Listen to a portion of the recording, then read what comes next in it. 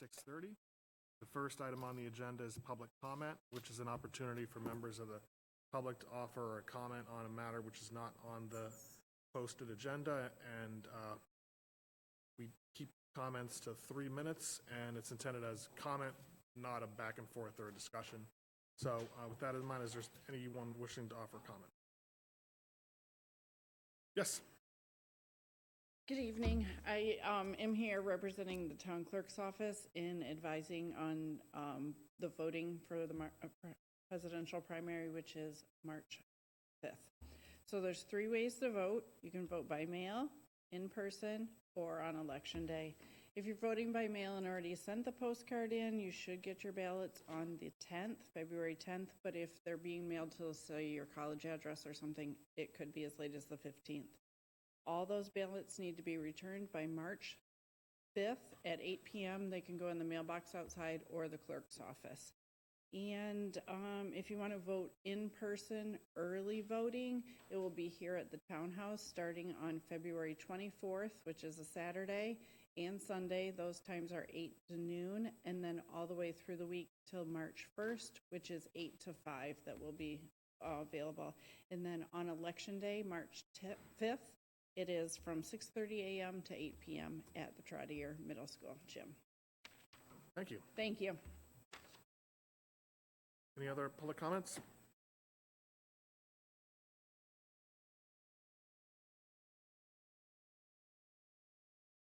Hi, I'm Cindy Foster, in case you don't remember.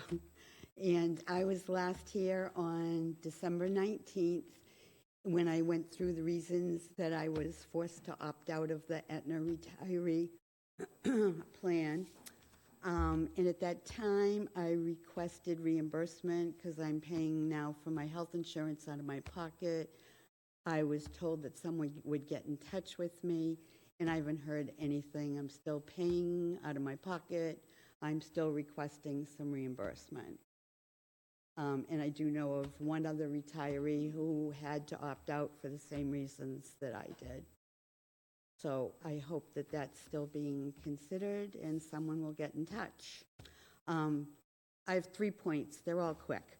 I'm wondering if the board knows when the last time Ken Lombardi his agency is the health insurance contact people, whatever. I'm wondering when the last time his services were bid.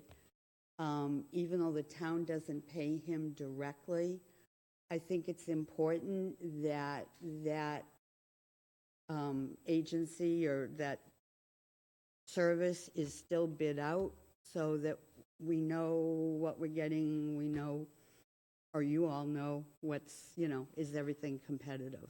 So I'm hoping that you'll look into that. And the third thing is I want you to know about a retiree where Aetna failed miserably. This retiree was scheduled to have 2 eye surgeries in January. A week before the first one, he was contacted that the site where his ophthalmologist performed surgery doesn't accept Aetna. Called the magic number reached out. The site, whatever it was, said thanks but no thanks, not going to take Aetna. So the surgeries were canceled. The retiree had to find a new ophthalmologist. The earliest consult he could get was in April. The consult will happen how long before the surgeries get rescheduled? To make things more complicated, he had travel plans around his surgery. All of that has to be redone. So for a plan that was supposed to work for anyone, anywhere, this was a real big failure. So I hope you guys will get back to me on the first 2 items, the questions, and keep in mind what happened to that retiree. Okay, thanks. Are there any other public comments? Nothing in the online audience? Okay, so the next item under schedules appointments, we're going to be continuing to discuss articles in the draft warrant, and we have Gary here from the Personnel Board. And do you have a quorum or need to call up? Okay, okay. Didn't look like it, but just wanted to. Is your quorum 3?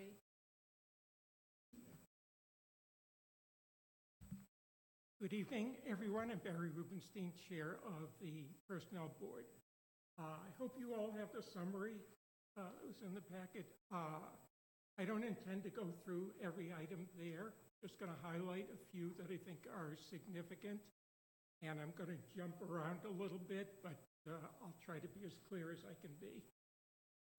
As most of you know, if not all of you know, we've been working on producing an employee handbook for a long period of time. I'm hoping you're going to see it in the next couple of months.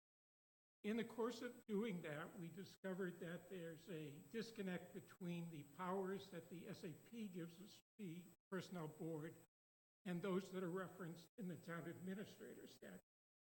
So the SAP limits the Personnel Board to policies that have to do with salary and benefits, period. The Town Administrator bylaw says the Personnel Board will provide oversight and guidance on all personnel policies. So the language that we're inserting in, these are items 2 and 9 on your summary, Here it is. are just to make There it is. Oh, got it. the two bylaws more consistent with each other so that it's clear that we have the authority to oversee and provide guidance to the Personnel Director in the development of all personnel policies as we are doing in the employee handbook. So These are both town bylaws that are conflict. Yes, Okay. yes. So that's the rationale for the addition of that Okay. language. We're not trying to usurp any power that we didn't have. We're just trying to make it consistent between the two bylaws. The next significant ones are numbers 7 and 8. And these are, we've been trying to focus on doing things that can make Southborough a more attractive employer for candidates given the hiring environment that we're working in. And obviously, there's only so much we can do on the compensation side. So currently, if we hire someone who has in their prior jobs has 3 or more weeks of vacation, we can allow them to enter our system at 3 weeks. What the amendments we're proposing in those 2 items is to increase that to 4 weeks. So that if we hire someone who's been working and has 4 weeks of vacation, we can give them 4 weeks when they come to work for us, rather than forcing them to take a cut in vacation. So we're not granting something beyond what they already have, but if they have that, we want to maintain that. So that's the rationale for those 2. Probably the most significant one is number 11. And those of you who followed what we did last year, we considered doing this last year, and that was to implement a step grid system. And we put it off a year for a variety of reasons, but we think it's time to move forward with it. It does a number of things. It brings us in line with what the town already does with non-SAP employees. It brings us in line with what most of our peer communities do, and it provides more predictability for employees in terms of what they can expect for future increases, realizing that there may or may not be cost of living increases on top of what the steps provide. So we think it makes sense for the town to do this. So that's a significant step that we're taking. And the last one I would focus on, and it relates to the step system, is item number 6. So the SAP currently provides that the personnel director can hire up to the midpoint of the job grade. Because there's no longer a midpoint in the step system, we've just changed that to step 8. So it's 15 steps, so step 8 is the middle point. And so just to make it consistent with the new system.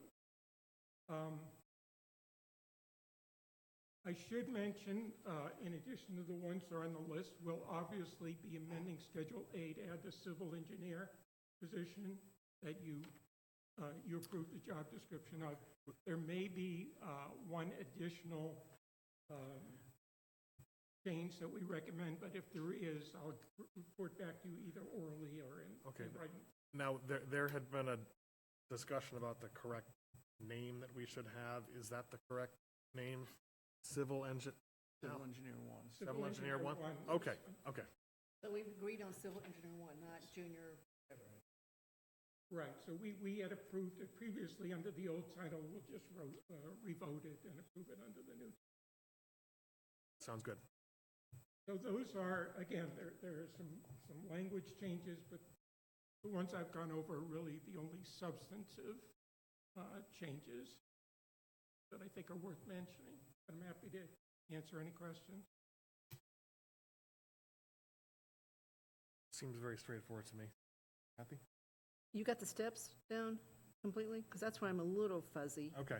So can we just focus on the steps? To me, that's the biggest thing here. Okay, so you compared, I think you said we're moving toward what the union contracts have in them as far as, but they've got lanes too. They got steps and lanes. This is just steps, correct? Right. Okay, there's now 15 steps proposed. Correct. And, the budgets that are proposed this year do reflect this passing, right? That's what they've done as far as, okay, so you got 15 steps. And if you don't move up a step in the next year, what does that mean as far as a raise goes? So, as you know, right now, everybody gets the same increase as long as Right. they have at least a satisfactory performance. Going forward, that will continue. Everyone will move up a step every year. Automatically, Automatically. okay? So they'll get there's a 2% gap from step to step. So everybody will automatically get a 2%. If we decide that it should be greater, we should give a cost of living increase, we would move the table up an additional amount so that we say there should be a 1.5% COLA, then we'd move the table up 3.5% instead. Every step would go up 3.5%. Right, Okay. right. So it just, the impact on employees won't change in terms of the monetary amount, but it shows them, okay, if nothing happens, I know I'm going to get 2% next year. So there's going to be a floor of 2% going forward, right? And then depending on inflation, whatever, it could be something higher for Correct. everybody. And obviously, if something dire happened, we could change it, so it's not 2%, if we had to. Hopefully that doesn't happen, but given the past history, we thought 2% was a reasonable floor for people. Okay. All right. Dan? All right, yes, thanks, Barry. I've been following the meetings, and I think there are a number of good things that are happening here relative to sort of standardization, consistency, and so forth, and catching some inconsistencies in here. It's my understanding that there's still no effort for merit-based pay in here. Is that correct? Correct. So just brief history without going too far back. Yeah. What we tried to do about 3 years ago, we really focused on performance appraisal. And we had everybody trained on how to do performance appraisal. We made it clear we were looking for distinctions among employees. And after a couple of years of that and everybody there being no distinctions among employees, we just essentially threw up our hands and said, Yep. this just isn't working, Yep. and it's not worth our time to be reading all of these Yep. performance evaluations and doing all this work if it's going to end up everybody's in the same place Yep. anyway. Yep. I know prior to that, there's been a study group looking at merit pay, and Mark maybe can address this, but they got nowhere. So I think our heart is in the right place. We'd like to do something Yep. in that regard, but we just haven't found a vehicle for doing it that seems to make sense. Yeah. And I've been following conversation for a number of years, and the statistic I remember that one year there were like 250 evaluations, and all of them were a 5 or whatever the top one. Yeah, if you So- looked at all the evaluations we got one year, and Yeah. there are probably 50 different categories. So Yeah. say 50 employees roughly times 50. There were 2 that were needs improvement, two Yeah. items out of Yeah. all of those that needs improvement. It's And I don't know what world they're living in. Yeah. I've never worked in an environment like that. I do that in my day job, and that's a strange result, so. I understand the difficulties there, and I guess I would hope that there's a path at some point to get to at least some form of that, because it sure seems to me that in terms of motivating staff and hiring strong people, it's great to have some upside for people beyond just the, normal X% raise. Right, and retention.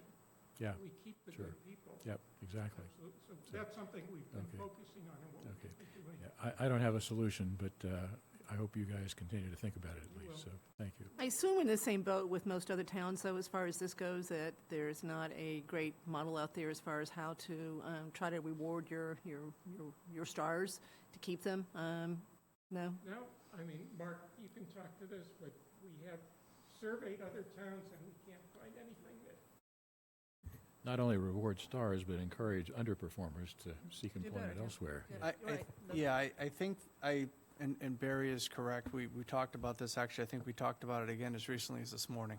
And I think in the form of government that we have, it's very difficult to try to put a merit, and this Personnel Board has talked about putting a merit-based plan under me and having me decide how that works and putting that together.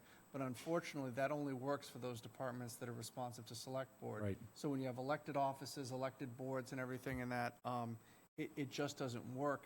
My suggestion has been that everything, whether you're elected or appointed, everything runs through Personnel Board. But I'm not sure Personnel Board wants to take that on and, and be, the deciding factor in terms of merit-based pay when they're really not very close to the issue at all. Yeah. So that's really the hard part, is how can you put something to be consistent, in Right. place, which is really what you're trying to do. And it's one of those situations, in my experience, that whatever you do, you're going to have people unhappy about it. Sure. Unfortunately, so I don't see any easy path, but hopefully it's something that people continue to think about and look for opportunities. And Because, maybe yeah, look to there other- is, because there is a subjectivity about it, Yeah, sure. right? Of course. Yeah. So, okay, thank you. Good progress here. Thanks. I think you've taken an enormous, your group has taken an enormous amount of data and simplified it in a really good way. So, thank you. I'm glad. Yeah, I'll echo the comments on merit-based pay. I know it's hard. I've certainly worked in a lot of organizations where 3 out of 5 was the norm, and managers were required to give, you had to really justify a 5, and you had to go to your boss and explain a 5. That may not be possible here. I guess the thing I have the most concern about is attracting new talent, and I think there are going to be tremendous budget impacts on that over the next couple of years as we try and bring quality people in to work for the town. So we did, as you may know, we completed a salary survey last year and implemented some of the changes, increased our salary ranges to try to make sure we remain competitive at least. And we, in fact, in the last couple of months have hired people above the midpoint because we had to get talent. So we just have to be flexible on that. Do you know the number of employees that are subject to the SAB? Because I know that contract employees aren't, unions not, so then the remaining group is roughly It's about 48. There's 40. Oh. With part-timers. Okay. Still small compared to the total employee group. Yeah. The big employee group, of course, is the union. Schools, Yeah, that was Union, well, police and And fire, schools. DPW. yeah. okay. So are there any comments other than those we've had so far, or issues with the proposed changes by the Personnel Board? So this is ready to go at this point, As I except said, for there- changing the The civil engineer. engineer? There's one more possible change that we may consider at the next meeting, which is next week. And the other changes? It has to do with providing employees possibly greater ability to appeal classifications of their jobs. There's language in the SAP now that allows employees to come to the to the Personnel Board, but there's a suggestion that there may be a benefit to providing more detail on that and making clear to employees what they can do. I'll make an editorial comment. We're not looking to just say to people, if you're not happy with how your job is classified, come to the Personnel Board and we'll talk about it, because we're not looking to open the floodgates. But there may be situations where, for a variety of reasons, people may have a reasonable complaint. But isn't it voted by town meeting and the classification is set that way, and once it's set, it's set? Well, you could change the job title. So, for example, you have administrative assistants, you have business administrator 1, you have business administrator 2. So someone may be in business administrator 1 position, think it should be a business administrator 2. So that doesn't require any change in the SAP. It just means They think they should be too. They think they should be higher up. Right. So if you're going to do that next week, because we're going to sign the warrant on the 27th, so you'll have time to get those last two changes in and back, so we can, so it won't have to be amended on town floor. Good. And when's your next meeting, do you say? You said next? 14th, next Wednesday. Okay, so it'll have to be, So you have to vote on the 27th. Pretty quick, yeah. Andrew? Another long- yes? That raises another question. I've always thought it strange that town meeting votes on the SAP every year. There's a huge amount of content there, and rarely does anybody actually drill into that one. I mean, is there a process or path? I got to believe other towns don't go through this same set of They gymnastics. put the whole thing to do up on this. the warrant, yes. Yeah. Would it not make sense to think about streamlining this process from a town meeting standpoint? I would love to do that. And we talk about that. I mean, it's a matter of how much information we want to give people so they can make an informed, theoretically an informed decision about what we're doing. We could just give them the summary and a clean SAP, and they can go through and figure out the changes. But, we've tried to make it easy by giving them a track changes version so they can look and see exactly where the changes are. Yeah. But rarely are there detailed questions about this at town meeting, in my experience. There was a few years ago, one time. That's Occasionally. about it. But Mark has a better perspective on what other towns do with this stuff, but it seems to me there's a maybe more efficient way to do this, still allowing for, appropriate input. So this is another subject that we've discussed, and I will say that that this personnel board is falls into the progressive group. They're trying to move some of these things forward. They're trying to take the steps they need to correct some of these things that probably have needed to be corrected, for a while. One of the things we have talked about, we do have a long personnel bylaw. Personnel board is one of the boards that can promulgate its own rules and regulations within the confines of the bylaw. There are other communities that have smaller bylaws which say they're generally responsible for these things. Kate Federoff has looked at this and said there are certain things you need to have in there, but it's something we're working on to try to see if the board will promulgate pieces of the bylaw into rules and regulations, and then can just refer to them generally in the bylaws, which will significantly shorten that up. Yep. I mean, I certainly support that over a longer period of time here. It would be something worth investigating, I think. Yeah, I think with some of the changes that are being made, they really thought that was just too big of a bite Yep. to try to do now, but I think that, again, this personnel board is taking a look at doing a certain set of things, and they're already thinking about what the summer holds to try to look at some more of these things. Good, now. So good. I think, at least I get the sense that they're committed to moving in that direction. That could be Barry's next career then. Too many as it is. Yeah, I mean, we had, when we started on the employee handbook road, the idea was we were going to take big chunks of the SAP, put them in the handbook. And as we got more and more involved in the process, and there was a lot of moving parts, as Mark said, we just decided it's too much to do at this point. We can think about doing that down the road. Okay, all right, thank you. Okay. So, thank you very much. Thank you. And the next up on the agenda is the Community Preservation Committee. And Ben, do you have a quorum and need to call your meeting to order?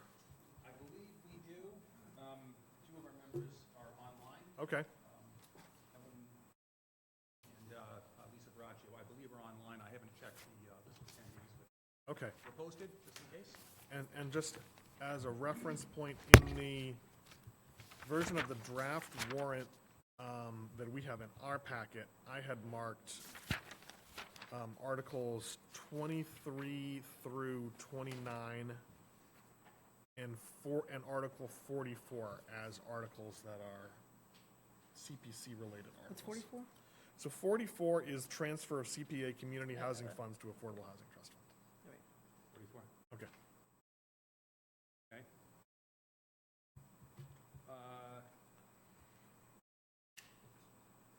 Okay. Yeah, different in counts, but I think I understand where it came from. Yep, yep. We'll Okay. get to that when we get to it.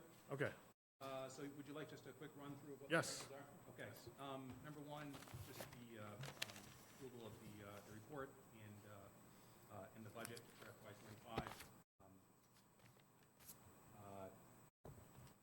Estimating the state match and what will go to the buckets and so forth. So have you got your number for the state match as far as so what are you estimating for fiscal year '25 in total? So in total, 64.9. I apologize, I can't recall what percentage that was based off of. It's low. About So 15% it looks like from what I saw. 511,451 is your total estimated receipts. That includes that 60 something? And if you don't have it, it's fine, Ben. The 512,479 is a total projected, includes the state match and the estimated surcharge receipts. Yeah. Okay. So Sam says 15%, that sounds. Roughly, that sounds I about right. thought, yeah. It has, No, unless they didn't even there's do that much. They're going really low this year. No, they are. I mean, this is an estimate. It is what it is. Unless there's action by the legislature, they haven't been growing the pie, but more communities are joining, and the slices are getting smaller. Well, the pie did grow for a long time because they increased, they doubled the fees, 10 to 25, 20 to 50, and then, things were being sold during COVID, right? And then everything shut down. So you're right, the revenue's not coming in that it was. And listen, we like to, and we're going to get to this in another article in just a minute. We don't want to overshoot also, and base decisions off of money that isn't going to appear. We want to be safe.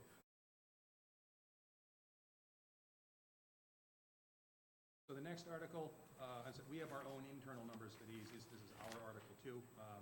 Not sure where it would fall in your list. 29. Okay.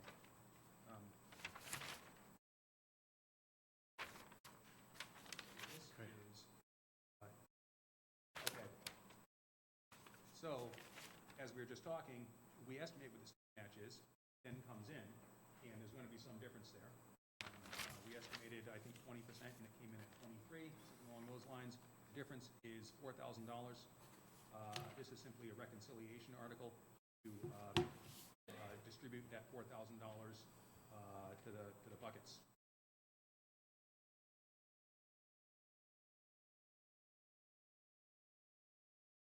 Okay, it's actually the next four are bond payments.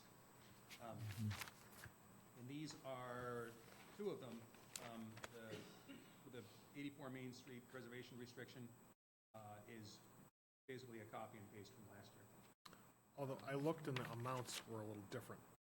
We get the amounts from Brian. Okay. I don't understand what drives the slight differences. Okay. Let's see, our article number 4 is the library. Again, copied and pasted with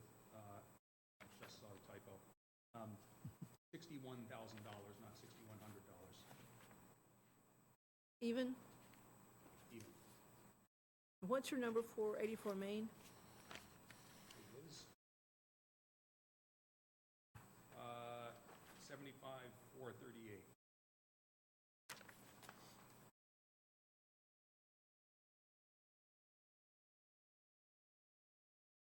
Okay, now, numbers 5 and 6.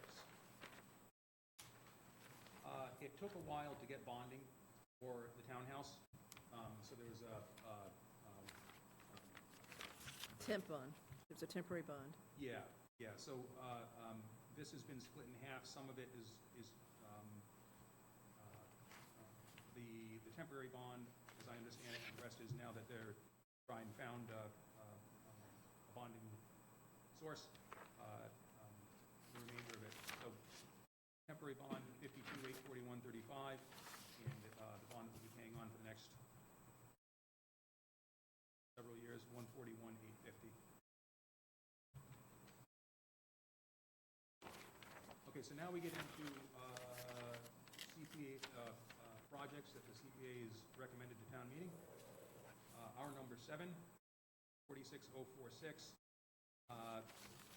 for town clerk's documents restoration project. 46046? 46046. Yeah. That is inclusive of a $1,000 in contingency. In virtually every project, we ask that there be a contingency in place. But there's a proviso within the article, and then also within a memorandum of understanding that that's only accessible. If it's needed, they have to come back to community preservation and let us know what's driving the change. Is there a change order on a project, something unexpected came up? But it can't be, it's not simply expanding the budget by 15%. There has to be a justification for it. Okay. So I'll move to the next. Our number 8, 211-232, for the construction of the final segment of the Peninsula Trail by the Southborough Trails Committee. Again, 15% contingency here, which is our standard for any construction-type project. It is very rare that the contingency, gets completely used up.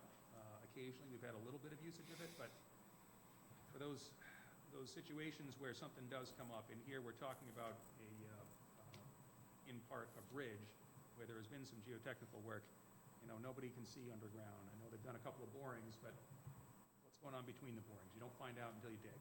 So there's a contingency built in, just in case. And from speaking with Kat, it sounds like she's been working very hard to get some engineering services donated also. So they may not draw down all of the actual project funds, never mind the contingencies. But not a sure thing, so we couldn't capture that in the pricing here, but we're certainly hopeful. So, can we talk about that one? Because there's an interplay with that one between that and money that Select Board has set aside from the ARPA allocation. So we had allocated about $190,000. She got a $50,000 grant, so then we reduced that to $140,000, right? Yes. And it's been sitting there, and I know that she's had issues with what the bids came in. Yes.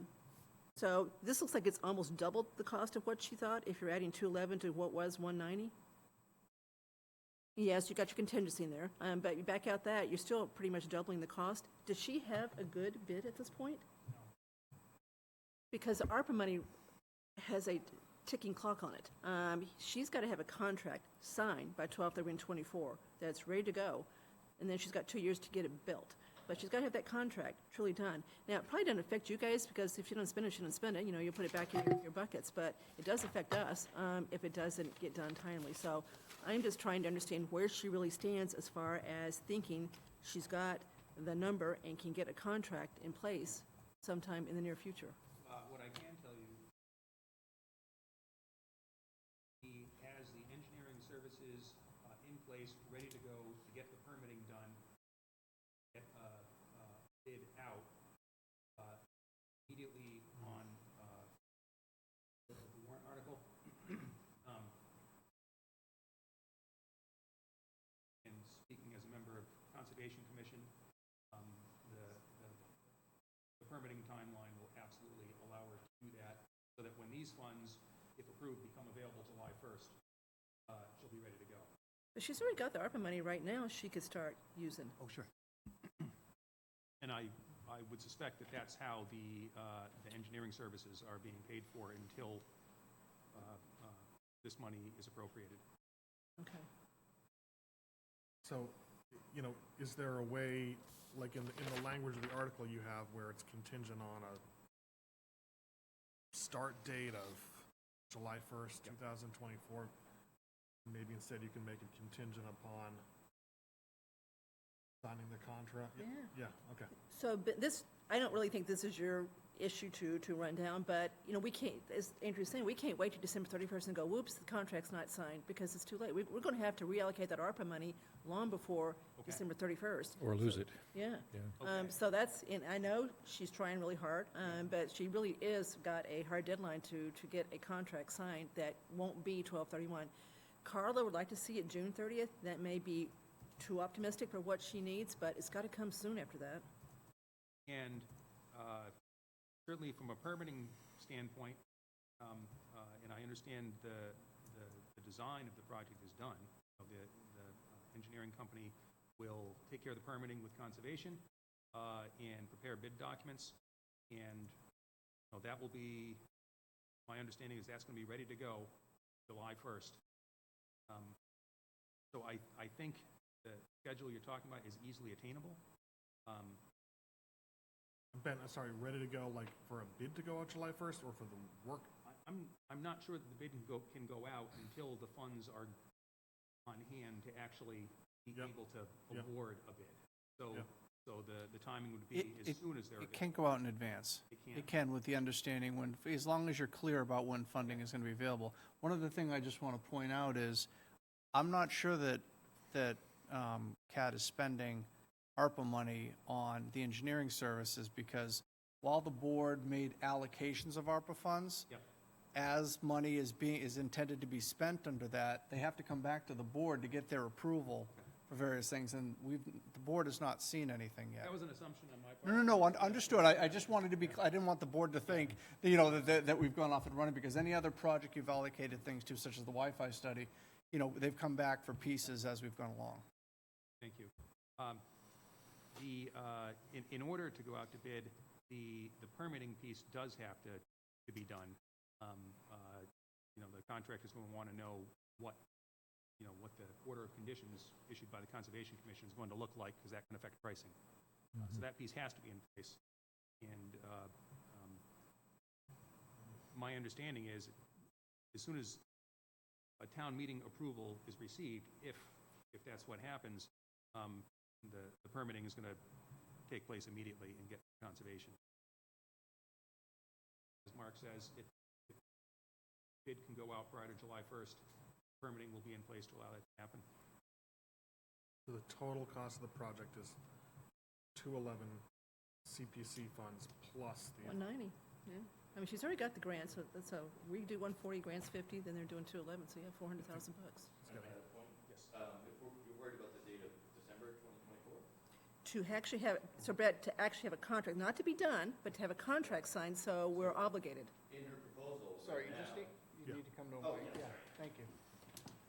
Yeah, I just want to note, in her proposal right now, she says she expects the whole project to be completed by December 2024, so That'd be great. I assume you have to get the permits before then, so. Yeah, thank you, Brett. We similarly to how we always ask for a contingency, we also, we don't try to box them in, to a really tight schedule, because, again, sometimes things happen. So we pushed it out to the end of the construction season, 2026, just so that if there was a hiccup, they're not going to have to go back to town meeting to keep the project going. Okay. And I'm sorry, I think you might have already covered this between what you said and what Mark said, but my understanding was that there was a prior bid that went out for either a piece of this project or the whole project, then there were no responses? They were way too much or something. Okay, yeah. So how is that different than what you're doing here? Is it the same project, or? So it's, yeah, if you want to, I'll take a crack at it. Correct me if I'm wrong, if Yeah. it's the same project, I believe there's been some refinement in the engineering to Okay. take away some Say, uncertainty. so same project, a number of plan holders pulled bids last time. Uh-huh. No one submitted a bid. Mm-hmm. Circled back and asked people why they didn't bid, and it was Okay. because the engineering services were, part of the bid, and it was a significant piece of it. And so when when the engineering services were solicited individually, it was I got it. 3/4, I think, of the ARPA allocation, Okay. just to do the engineering services, which is why I think it looks so daunting that you could even do it was even feasible to try to do it. And she thought she could do it all within the ARPA allocation originally, Yes. but that's not what happened. Challenging Yeah, location. The bridge turned out to be a much more complicated thing than was expected, involving, as I said, some geotechnical exploration. That's part of the engineering work and what drove the cost there, I think, in large part. It's not like, the footbridge at the NBC field, the Bay School field, where built a wood bridge and plopped it over. This is going to have footings and a fiberglass span that's going to be lowered in by crane. And this is on DCR land? This is on DR land. All right, okay. So it's right where, like, Central Street meets Route 30. So Ben, it's my understanding that the coalition, the statewide coalition, encourages you to take the money out of the most restrictive bucket when you can. Are you going to take this out of the open space bucket? So we've got it,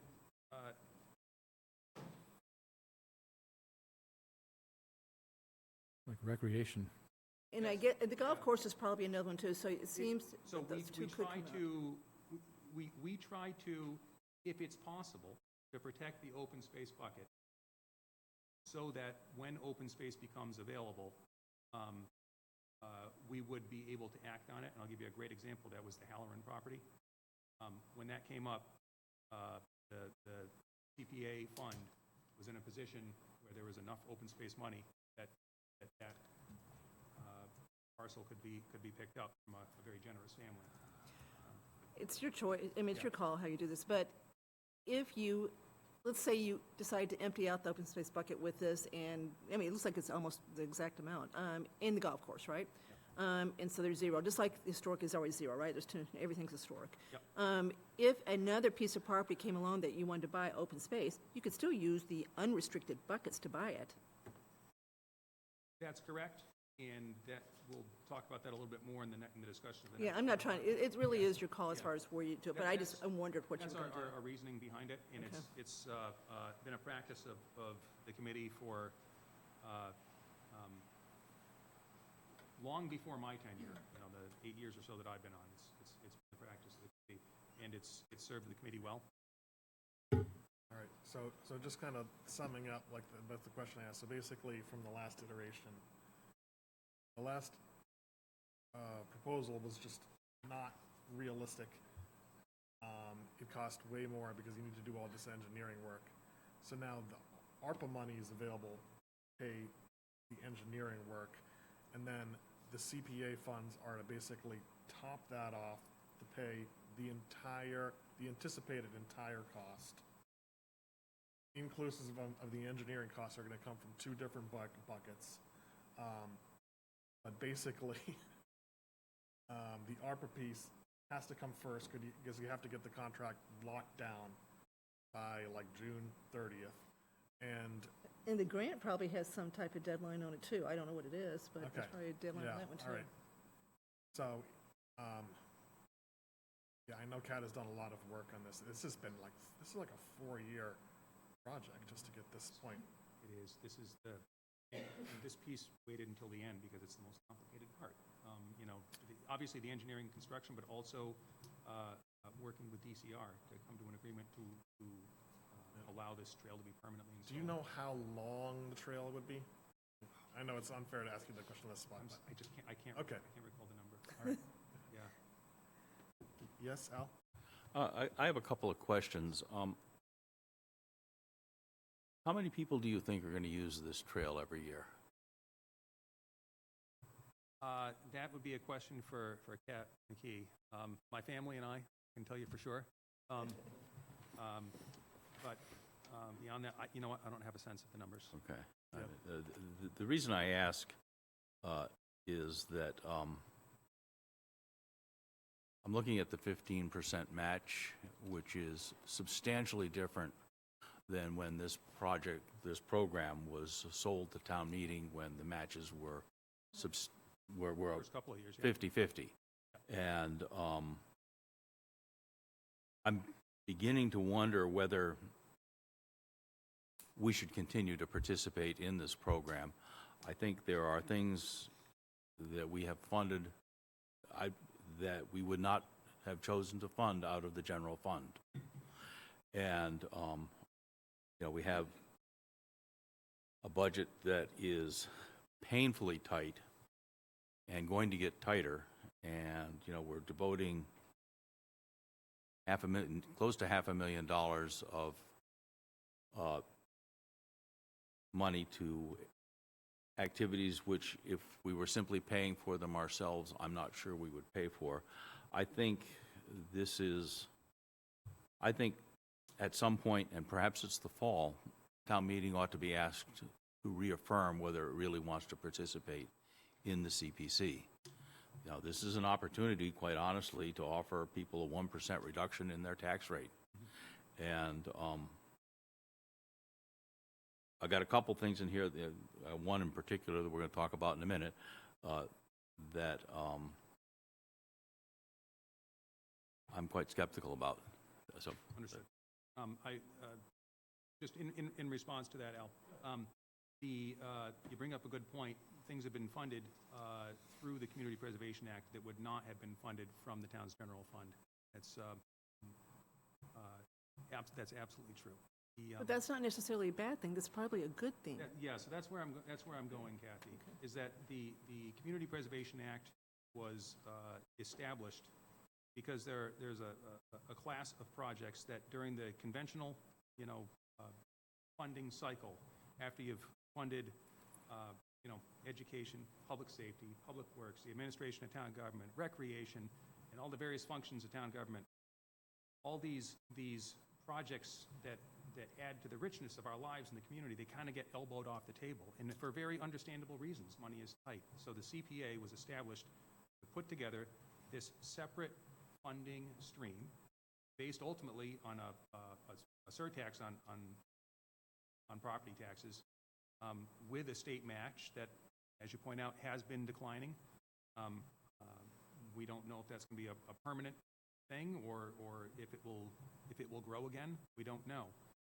But the aim of the act remains the same, is to fund these very special projects that have, in my opinion anyway, and I think I can speak for the committee on this and many folks around town, have added incredibly to the richness of the community.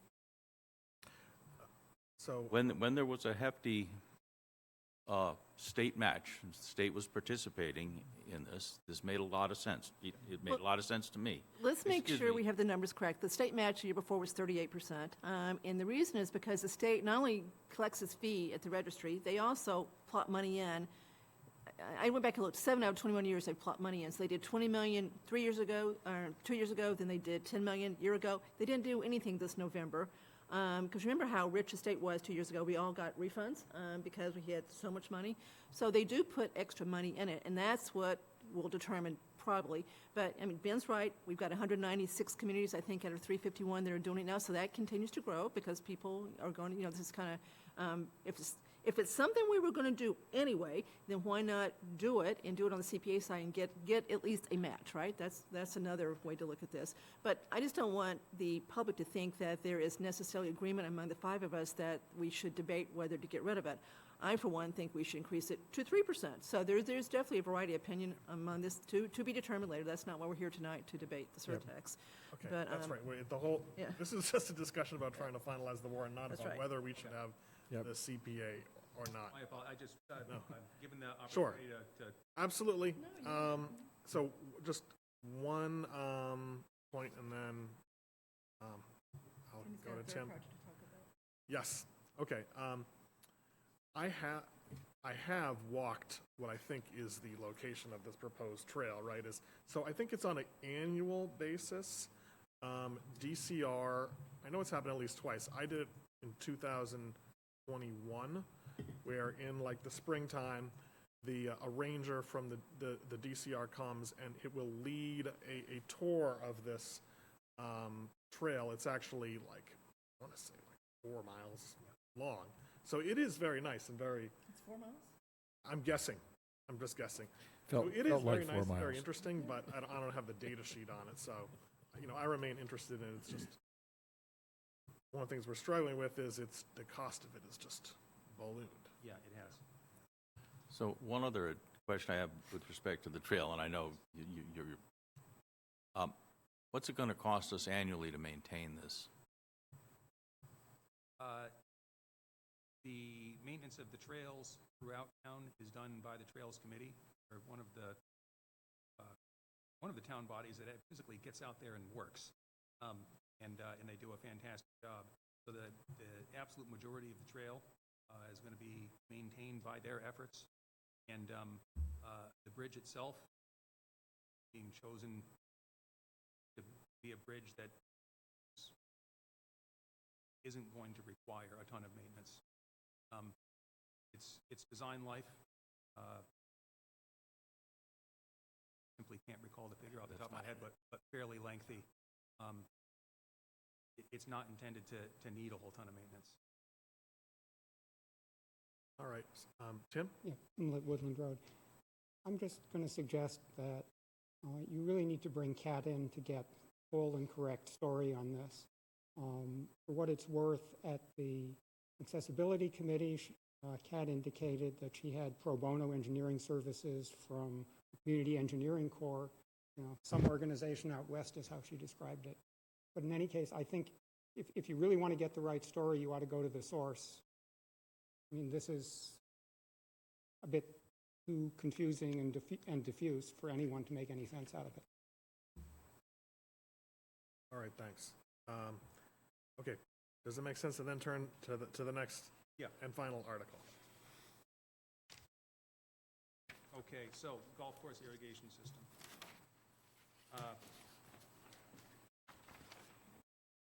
I don't know, I know Kathy had been following along what we had been discussing. We thought we had found a mechanism where the golf course could effectively, we could, using CPA funds, help the golf course to self-fund this capital investment by redirecting a portion of the revolving fund every year to repaying CPA funds so that it would function like a 0% interest loan. Seemed like a fantastic idea, something that would probably be acceptable to town meeting. We then learned that there are 2 reasons why we can't do that. And without completely going down the rabbit hole, DOR told Carl McAuliffe, can't encumber a revolving fund in that way. And then also our adoption of the Community Preservation Act, like every other community that adopted it around the time that we did not include language in the article that the DOR wants to see to allow a CPA fund to take in outside funds. To take in funds from the municipality outside of the surtax.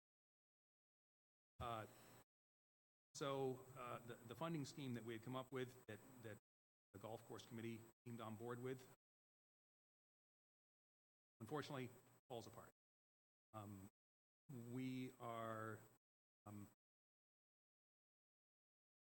We still think the project is a good investment in the golf course. I think this last year was very instructive. There was an awful lot of rain, and we got to see what the golf course looks like when it's properly irrigated. The way it looks is lush and green. With all the rain, that typically pushes down playership. People don't get out and play on rainy days, and some days the course simply wasn't able to open because of the rain. Despite that, playership rose to a record this year, and That was because of the incredible shape the course was in all through the summer, including in the hottest days of August.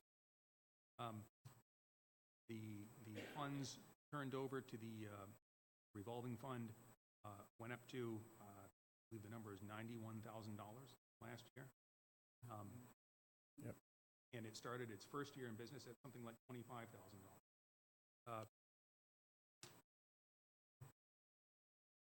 It certainly appears that this is an investment that will have a payoff. It will continue to increase playership at the golf course, even just keeping it current level rather than letting it recede back to where it was in the days of, brown Augusts. Will have a payback. Payback will appear in the revolving fund. So that was the committee's view on it. We are asking that we can't encumber the revolving fund in the long term, but there are funds there that are going to be left over, anticipated to be left over at the end of the year, that to try to help make the sell to town meeting. The committee felt ought to be committed to the project. Roughly $50,000 is the number we're working with, which puts the total price, including, again, a 15% contingency, the total funding from the CPA fund, $553,750.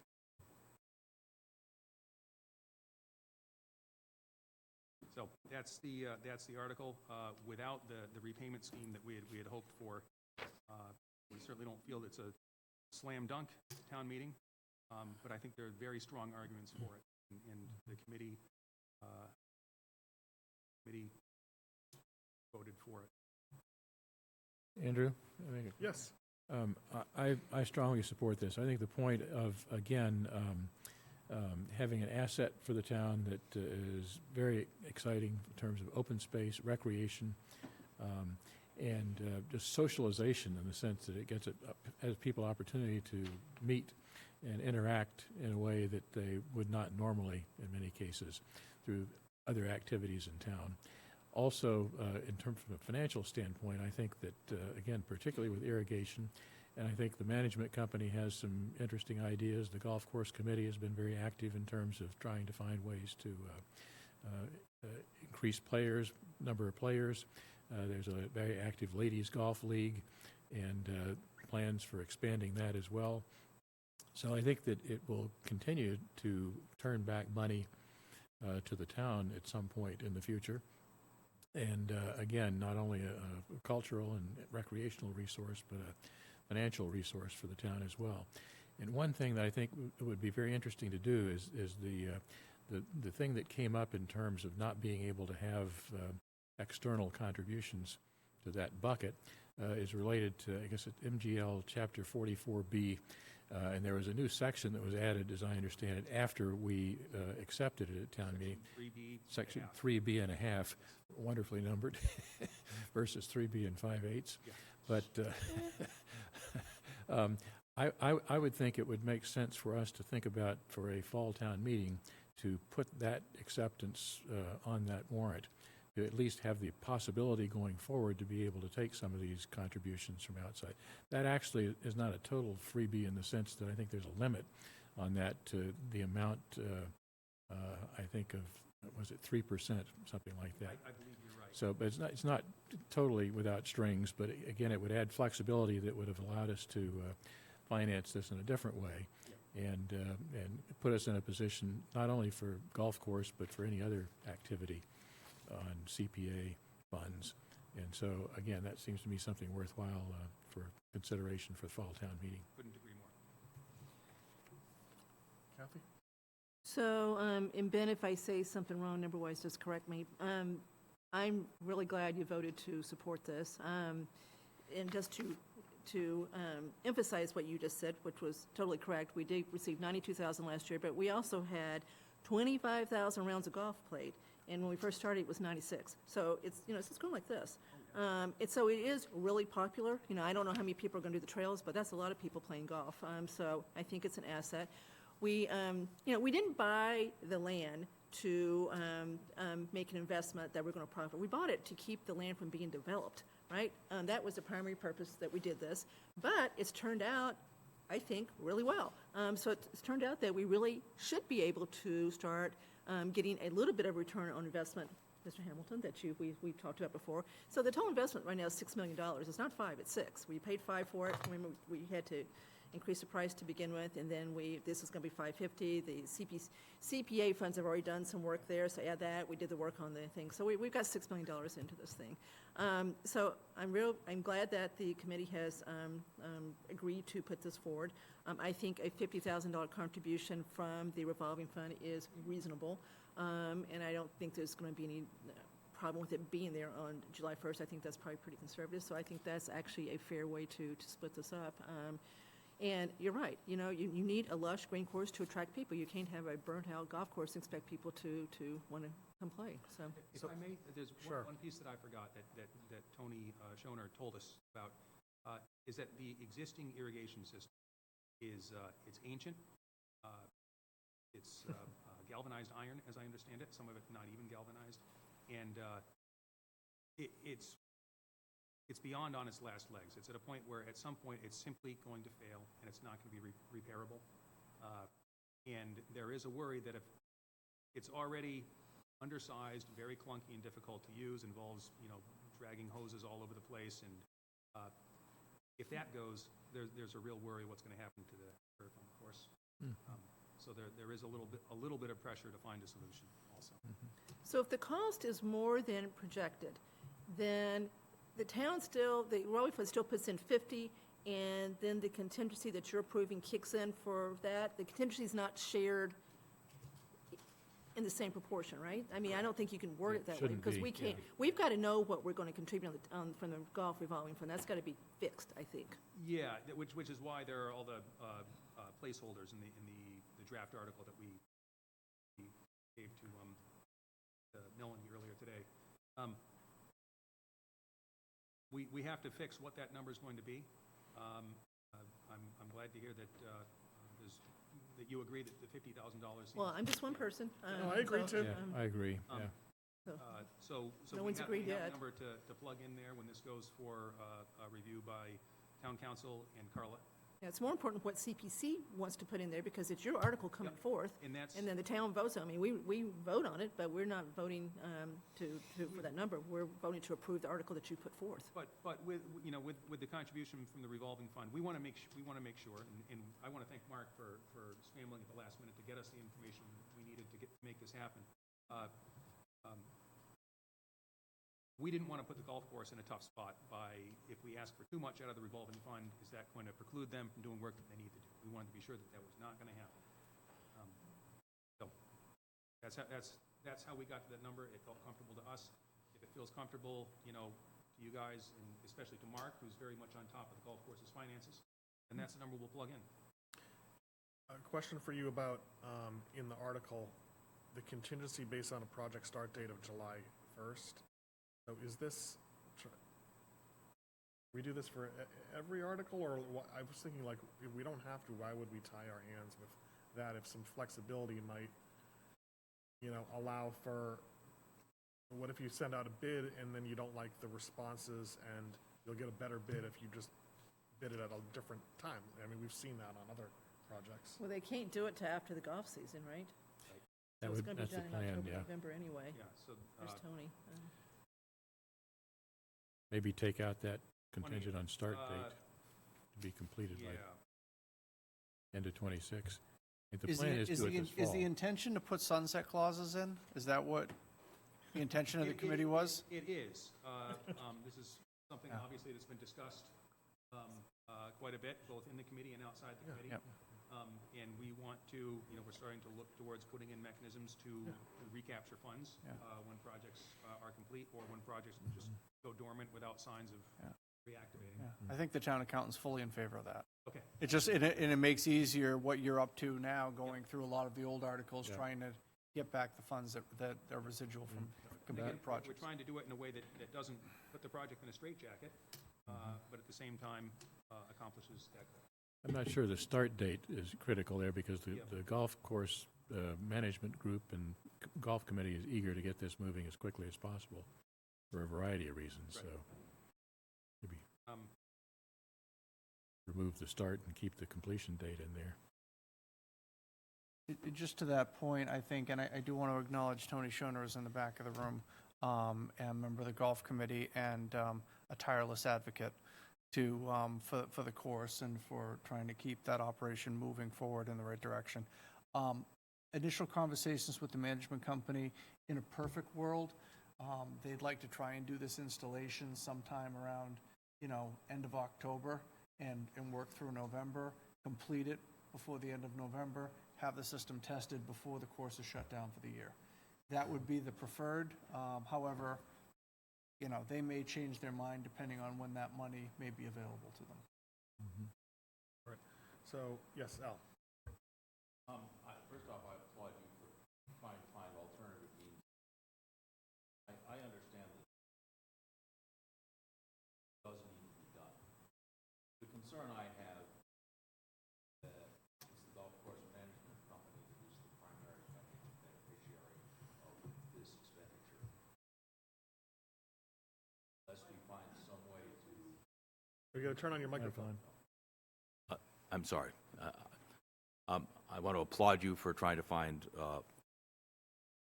creative ways to protect the town's money. I'm sorry that it didn't work out, but I always appreciate those sorts of efforts.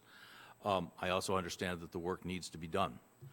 My principal concern is that the primary beneficiary of this under our existing agreement is the golf course management company, which will achieve reduced labor costs with no financial benefit to the town unless we achieve higher rates of play. And it seems to me that spending another $500,000 on a golf course without a clear way to get a payback is just not a business I can support. I think we need to go back and put some real numbers and some real understanding with the management company about how we're going to get our investment back. We have invested millions upon millions of dollars in this property. I voted for it, but now we're being asked to put in another $500,000, and we need to see a return on investment. This is one of those things where this would never come out of the general fund, and right now it might as well be coming out of the general fund because of the very modest matches that are involved. So I think you need, if you don't want to run into substantial opposition on the floor of town meeting, you need to explain how the town's going to get a return on its investment. Actually, if you have the microphone closer to you, it's probably easier to make sure everyone hears on television. Your point is well taken regarding the management company.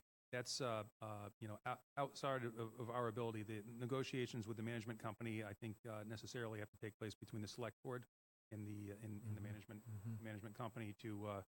And you bring up a very good point that this will likely, with a modern irrigation system, save them some work, and perhaps that should be reflected in the agreement between them and the town.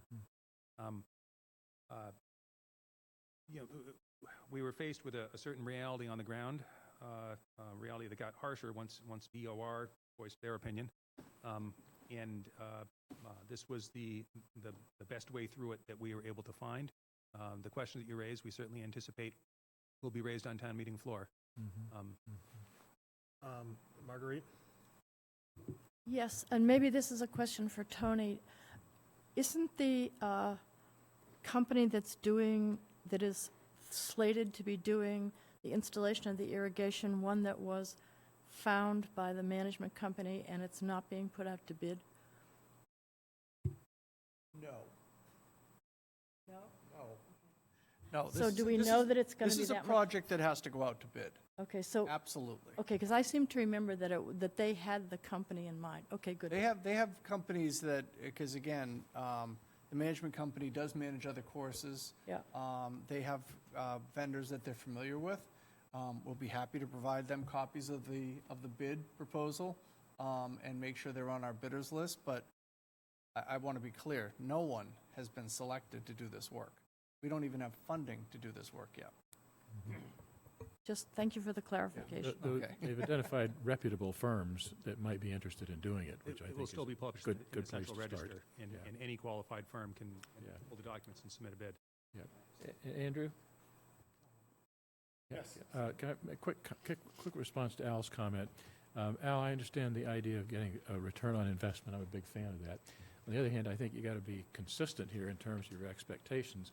I mean, I'm troubled in how do you generate return on investment for 84 Main Street, Chestnut Hill Farm, for the St. Mark's Bell Tower, for example. I mean, we put a lot more money than this into some of those, as a matter of fact, without requiring a specific financial return on investment, because in my mind, those were good things to do, as this is. So I think, again, you got to be consistent in terms of applying that standard. So, I think the big difference there is that in those other instances, there wasn't a private entity that was going to receive substantial benefit beyond the property owners receiving that benefit. But, you know, here we have a private entity that is going to benefit from this public expenditure. And when a private entity benefits from a public expenditure, I think questions of return ought to be reasonably asked. and again, a private entity that, in fact, sort of stuck with us during a time of construction for this course, where activity and revenue was much, much lower. So it seems to me that over a long time period, it's not a bad trade-off there. But I think that we do have an opportunity at some point here to renegotiate that deal, and that's a kind of question that we can talk about when that contract comes up for renewal. 2 years. Yeah. All right, so, 2026. Yeah, 2 years. 26, yeah.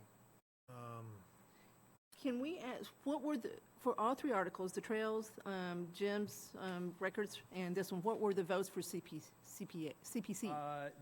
The golf course was not unanimous. There was one vote against. And what was the reason for the vote against, do you remember?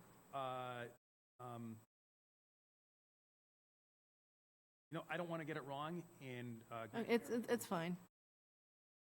Oh, you were the nay? I just wondered.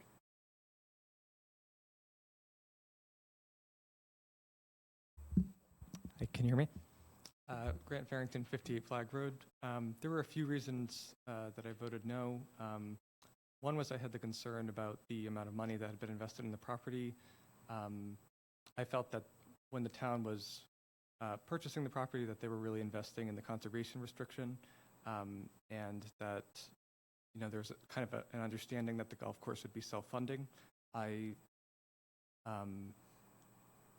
When the alternative mechanism to have the, you know, the revolving fund pay back to the general fund was, the CPA fund was in place, I was a little more amenable to that. But once we realized that that couldn't happen, you know, spending $500,000 or almost $600,000 on what I would say is, at least in my opinion, I don't see necessarily the value that irrigation provides to a large portion of the town. I think it serves a small subsection, personally, and I think, you know, that's $600,000 that could go to other more worthy projects. Thanks. all right, thanks. Can I do just one last thing regarding the. Yep, and then I'm going to try to sum it up. So, Oh, sure. And Yeah, Ben, right- we just got a text saying that you're hard to hear, so My I don't know if your apologies. microphone's not working right, but the people is listening that- to Zoom are having trouble hearing you. That was better, yeah. When your mouth was closed, that was much better. Okay. My apologies, everyone. Regarding the self-funding, this isn't something that we could do for this year, but there's been a little bit of discussion. You know, is there some way that we could, in compliance with DOR, achieve some functional equivalent? In one idea put forth, could there be a warrant article, for instance, maybe at a fall town meeting, that I want to make sure that I get this right. At the end of the year, funds left in the revolving fund should be used to defray the costs of CPA projects. They could be used to pay, for instance, some outstanding bills on a given CPA project without, I believe, running afoul of DOR's guidance. So that excess every year, and the authorization article for the revolving fund perhaps could be redirected in such a way to offset CPA expenditures, which would indirectly keep money in the CPA fund. Does that make sense? It's not a No. fully fleshed out idea. No, and I don't see how you do that. So Okay, We can it's- talk about it, but I don't see how you do that. Again, we are struggling to find a way to make the asset self-funding. Okay. So, So, I mean, long and the short of it, I support the proposal that you're bringing forward largely for the reasons that Mr. Stivers spoke to. And so, in terms of the sequencing, you're not meeting until after our next meeting on the 13th, so we'll need to get, the final language before our meeting on the 27th, when we're going to vote to sign the warrant. So we'll need to see, the final ahead enough of the 27th, so that if there's any issue, we'd be able to address it before the 27th. okay. So with that in mind, does it make sense, I mean, we're not going to vote this until we see the final article, but would it be helpful if there's a vote of the select board about the amount of 50K. golf course revolving fund that would be willing to, 'cause I think the 50 is a reasonable number. I think three of you have indicated verbally that you felt comfortable with that number, which I think would give us the guidance we need to plug the number in, if I'm correct on that. Okay? All right, do you want to take a vote on it, or? It's entirely up to you. I think, for my part, I move that the select board approve contribution of up to $50,000 from the golf course revolving fund to support the CPC article for the golf course irrigation system. Second? Okay, all those in favor? Those opposed? All right. Okay, Okay. So I think, does that complete the discussion about the CPC articles? it does. All right. Well, thank you very much, and thank you for the whole committee for all your work on this. You've had a lot of, very interesting articles this year. Yeah, it's been a Yeah. interesting and busy year. There was one more article, Oh, yes. 44. Yes, Okay. yes, thank you. Which I didn't realize was on the agenda Okay. this evening. Well, I'm not sure how much we can really get done about it, other than to just reiterate that, I know you and I have had this discussion, and then this discussion's been going on for a couple of years. But, Yes. It's been a concern of ours that we have money that goes to the community housing set aside, and then it has just kind of sat there and hasn't been used. And we would like to have an automatic, ShopC has previously supported having an automatic transfer of that bucket to the Affordable Housing Trust Fund, so that we can take advantage, for the same reason you articulated about open space. Yep. So that if there's properties that are available and you need to act quickly, that the Affordable Housing Trust Fund Committee can take advantage of that. Now, I know another thing that we talked about doing, maybe in time for a fall town meeting, is re-examine the whole structure of the Affordable Housing Trust Fund Committee. So just really want to, hate to say this, continue the conversation, but it's been now going on for a couple of years. Yeah. To find a productive way so that we, instead of, we're basically collecting tax revenue and then not spending it for its intended It's purpose, because we have this bureaucratic logjam. It's now time to have a formal discussion about it. I don't know that we have the time for it tonight, but it's time to have an actual formal discussion about it and actually put together a proposal. And, you need to hear from the entire committee. And I can tell you, as we've discussed, there is a range of opinion on this. We need to have the discussion and find a way forward. So we're not, the discussion hasn't really changed over the past year or so. And I think it's now time to formally sit down and find the path forward. I agree, and I think it's probably not ripe for this warrant, so we No, take but it off. But as you know, This is the Ben, first time we've had a meeting with CPC Right. here and Select Board to talk about this issue, so I want to take advantage of that opportunity. as you know, select boards all have different flavors as far as what they really want to get done. But this one, especially with Mr. Hamilton joining, really wants to try to get something truly done as far as affordable housing in this town. $900,000 is what it costs to buy a house on the average in this town. Interest rates are, 6 and 7%. It's expensive. So we really want to get something done, and, in our mind, having the money more readily available is one tool to get done. So let's postpone this until after town meeting, and let's have a good, healthy discussion about it and be ready for fall town meeting. And to your point, Kathy, we've actually found some opportunities that have not panned out, but again, we're actively looking and finding Do you want to bring that up?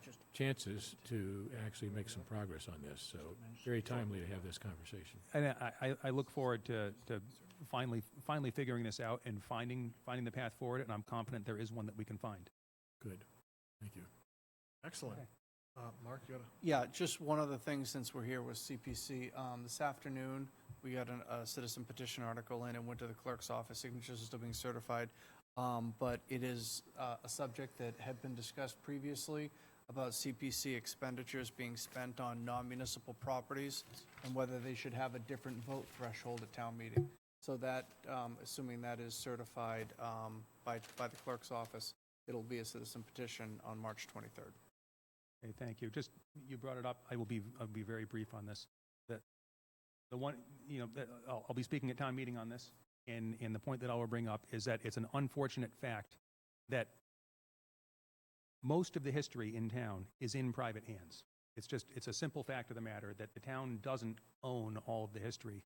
And when we talk specifically about trying to preserve Southborough's history, we have to look at providing funding to private entities. And I certainly understand the impetus behind this article, but I hope we don't hamper our ability to preserve the town's history. It would be heartbreaking if that happened. So I'll leave it at that. All right, thanks. Okay. Appreciate all your hard work. Thank you very much. Do you need to end your committee meeting? Thank you, sir. Adjourned. Good. I get a motion to adjourn? And ours. And is there a second? And we have members on Zoom. Ellen is on Zoom, yeah. Do we have Lisa Braccio and Ellen Maria on Lisa, Zoom? yes. Yes. Is there any way we could promote them up just so I can do a roll call vote? You've got enough to do a vote. You've got a quorum, right? Wait, excuse me. I think Vanessa's promoting them up. There comes Lisa. Okay, I see Lisa. Yeah, this is the technically correct way to do this. Yeah. It should only take a moment. And okay, Lisa's there. So I'm gonna just do a roll call vote for adjournment. Lisa Braccio. Aye. And Brett Peters. Kristen LaValle. Grant Farrington. Ben Smith is a yes. All right, thank you. Have a great night, everybody. Okay. Didn't want to stay in session for the next 2 So then, weeks. Mrs. Staniff, I think you're next. But if you want, we'll just take a little recess so the rest of them can leave if they're going to be leaving. Yeah, let's take a little. Yeah. Does that sound good? Sure. 5 minutes? Okay, thanks.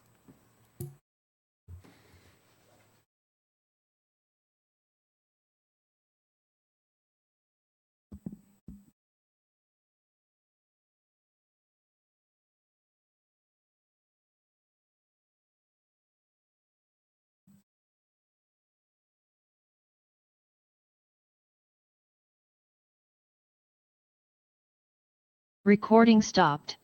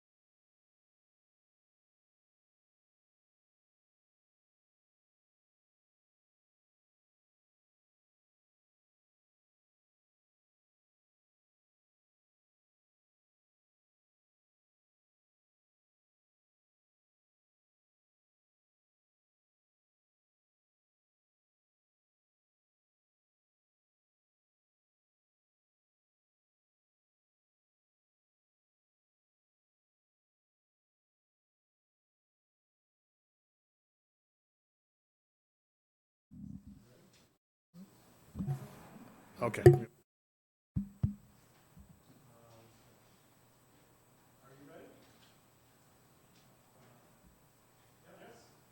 Okay, we're back, and Mrs. Faniff? Not Recording in progress. Mr. Dennington, you invited me in, so what would you like to know? We'd like to know, just give a presentation about, your citizens petitions and why you brought them forward, what you're looking to accomplish. I mean, the one immediate question I see is their budget articles, and so on the warrant, when we get to Article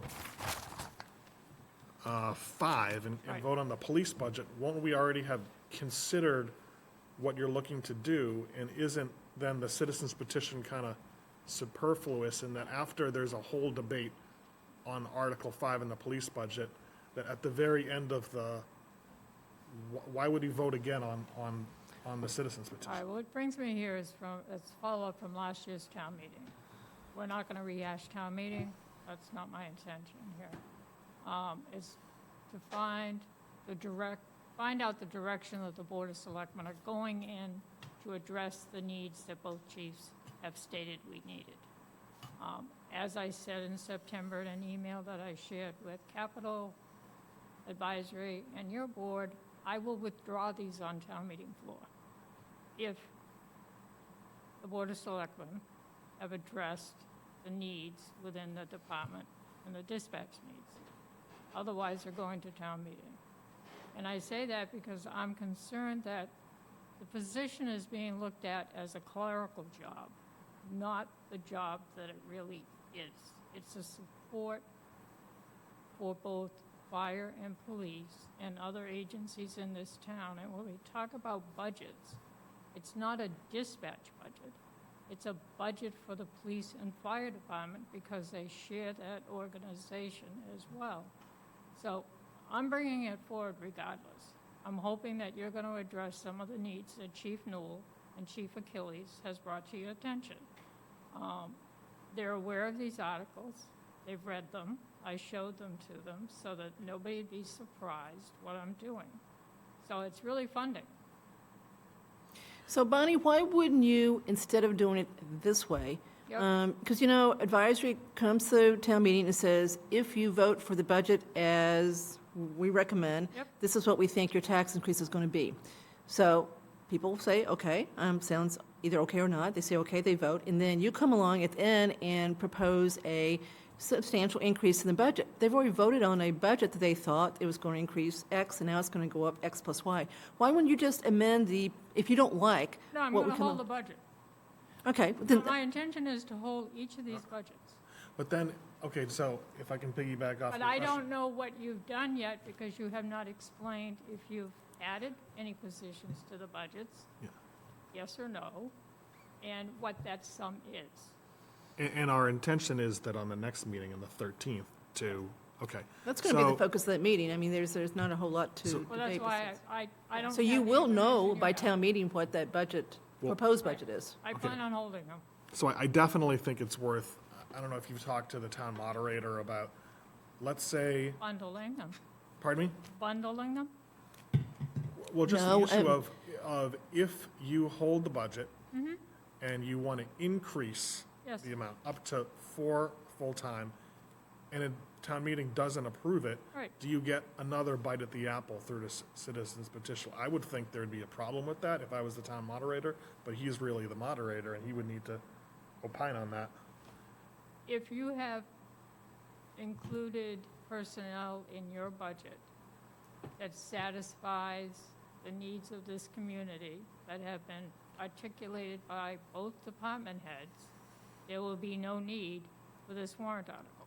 But I think there's some kind of unfairness in it, that you're gonna have more people voting on it when it's presented through the budget the first time, and probably fewer people that vote on it because it's the very end of the citizens petition. So you get what I'm saying? It would be unfair if you made your case to town meeting and were not successful. Would you then try again to get what you were looking for when there were fewer people? Mr. Chairman? It would be like a double, it would be another bite at the apple. It That's the seems- purpose of town meeting. Mr. Chairman? Yeah. The order of the articles in the warrant is exclusively the province of this board. if we feel it necessary, there is no reason why we can't hold that budget and consider both at the same time. So, you know, any unfairness in terms of the ordering has nothing to do with Ms. Vaniff. She proposed the article. It is up to us to determine when that article is brought forward on the floor of town meeting. Okay, that's a good point. We're assuming that there's going to be no one else that has an opinion on this budget at town meeting, and that's not the case. There's a lot of people that have an opinion both ways on this. There's some that don't think we should increase this, we should get the regional dispatch decision made, and not do this temporary increase of headcount. So whatever gets printed in the warrant, let's assume that advisory agrees with it and supports it, doesn't mean that even if let's say we put all 4 dispatchers in there that are being asked for, right? Doesn't mean someone else is not going to stand up and want to reduce that budget. You know, it's a huge increase in the police department budget. It's all in their budget, dispatch. It may apply to both, but it's all in their budget. So, you know, there are people every year that look at it and just look at the increases on each department, and they hold every one of those that are above what they think is reasonable. So it doesn't mean that even if we put it in, someone else is not going to stand up and say, that's too much. Let's vote it down. You can increase it, you can decrease it. We can go both ways within reason. So I don't know how this is going to turn out because there's definitely people on both sides of this. Oh, I understand that. I'm not questioning either side of it. But on the other hand, we saw how town meeting worked last year, and the vote that was taken for regional dispatch, and then the vote that your board took, kept us out of a calamity. But it's really 2 different things. That vote that No, but it's was not taken for that. regional It's dispatch. whatever the town decides to do now, it's at least 2 years out. Town meeting's got the authority to appropriate. Town meeting doesn't have the authority to sign an IMA for regional dispatch. That's the distinction I'm trying to make. It's two different things. Town meeting does control this budget, so they could change the budget. Kathy, I understand that, but I'm also saying that if you look at other towns, even Boxborough, they brought an IMA question as far as regionalizing their dispatch to town meeting. So is your, But I don't want to go back there. I'm saying, I'm waiting to find out what the Board of Selectmen are going to do as far as increasing the necessary personnel in dispatch, which is an answering point for both fire and police in this town. If you don't want a fire and police department, then close the dispatch.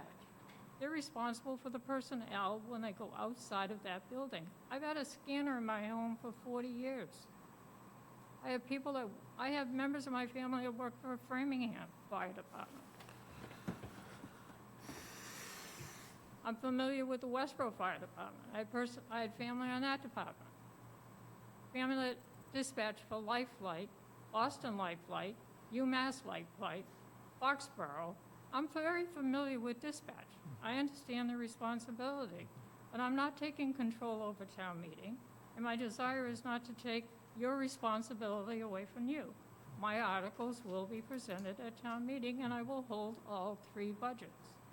well, I think, first off, I don't think the board should vote on this until we consider the budget. We've got to do it next week and see Next where we meeting, end up. yeah. Next meeting, But- we'll know the answer. But I do think that this discussion, I think, Mr. Hamilton, you made a very good point, that there is a way that Yes, we can address this, because I think it would be that's very. why I said bundle. Okay, because I think it would be very unfair if you had 2 votes on the same thing at separated 5 by hours 3 apart. or 5 hours apart to get a different result. So we'll just have to, at the actually, we're going to need to take care of it before the pre-town meeting meeting that the moderator held, because we need to, once we print the warrant and sign the warrant, we'll need to have the ordering set. So what does the board think about moving this article up so that, I don't know whether it would be before or after, but some way that, There's 2 articles with funds in them. yeah. On the one hand, I don't like the kind of precedent that this sets, but I just want to get through this. I don't know what I First think town about that. I still don't understand why you wouldn't just hold the budgets like you say you're going to, and I don't know what 3 means. It's 2. It's police and fire. 2 budgets. okay? So you said 3 a second ago. So hold the 2 budgets, and then if you don't like what's in the police department budget because of what we have put in the warrant and advisory supported, then you, on the floor, vote to amend the police department budget by increasing it by X dollars. To me, that's the right way to do this, not Yeah. do a Well, separate article. I also think that after the budget is held, let's say that we supported a budget that included an increase in the number of dispatchers, but not the total 4, right? So I think then you would then hold the budget, and then if you win, then you don't need to do the citizens petitions, and then if you're not successful, then I don't know, if your citizens petition came after that, I would think that the whole hall would be so tired of the debate that there'd just be a quick vote instead of, let's talk about the same issue that we just talked about for, 60 minutes again and see if there's a different vote. I think the hall would think the budget's I'm not done. going into town meeting to win. I'm going into town meeting to address an issue that we've all identified. It's not a win. Okay, but I'm just, that the, And the 2 budgets, Kathy, is also the benefits. Okay, all right, so you're right, right. as an indirect one. But I'm trying to talk to you. I still think the right way to do it is when we're talking about the budget, then you don't agree with that department's budget, the 3 of them, and you basically ask the hall to amend the budgets that you've held to increase them, right? Well, then why would you then go to the article later on? I mean, to me, you're either going to get, that's either going to pass or it's not. That's not what I said. I said if the budgets pass, after the discussion on the budgets that you're proposing, and you've addressed the needs of the department, there would be no need to address the articles that I put in the warrant. yes? I think that these 2 articles are actually pointing to the larger issue of keeping dispatch in the police station and fire station or regionalizing dispatch. And I think that's why they exist. And I think that that's the larger issue that town meeting is going to have to talk about and decide. Yes? Yeah. I think I am actually going to disagree with Marguerite. Although we had a vigorous, if late, discussion about regional dispatch at the last town meeting. And what was identified was a glaring need, a glaring shortcoming in our existing operations. And given that town meeting was not terribly enthused about the regional dispatch offering, I think it's important that they be made aware of what the true costs of an appropriate dispatch operation is as they go forward. I think the proper sort of procedural way to go forward is to hold the budget, to ask the hall to consider, in conjunction with the discussion of that budget, Ms. Vaniff's budget, and then to put on the floor and then to allow Ms. Vaniff or someone else to offer amendments, so that I'm assuming that if we have a fulsome discussion on the merits and demerits of this adding dispatchers and the costs associated thereof, and the town meeting makes its will known, for better and worse, depending on how it works out, that at that point, the Ms. Vaniff's articles would become moot. Is that fair? Absolutely. But I also understand that once an article is considered and voted on, then you take on another article, it can be reconsidered.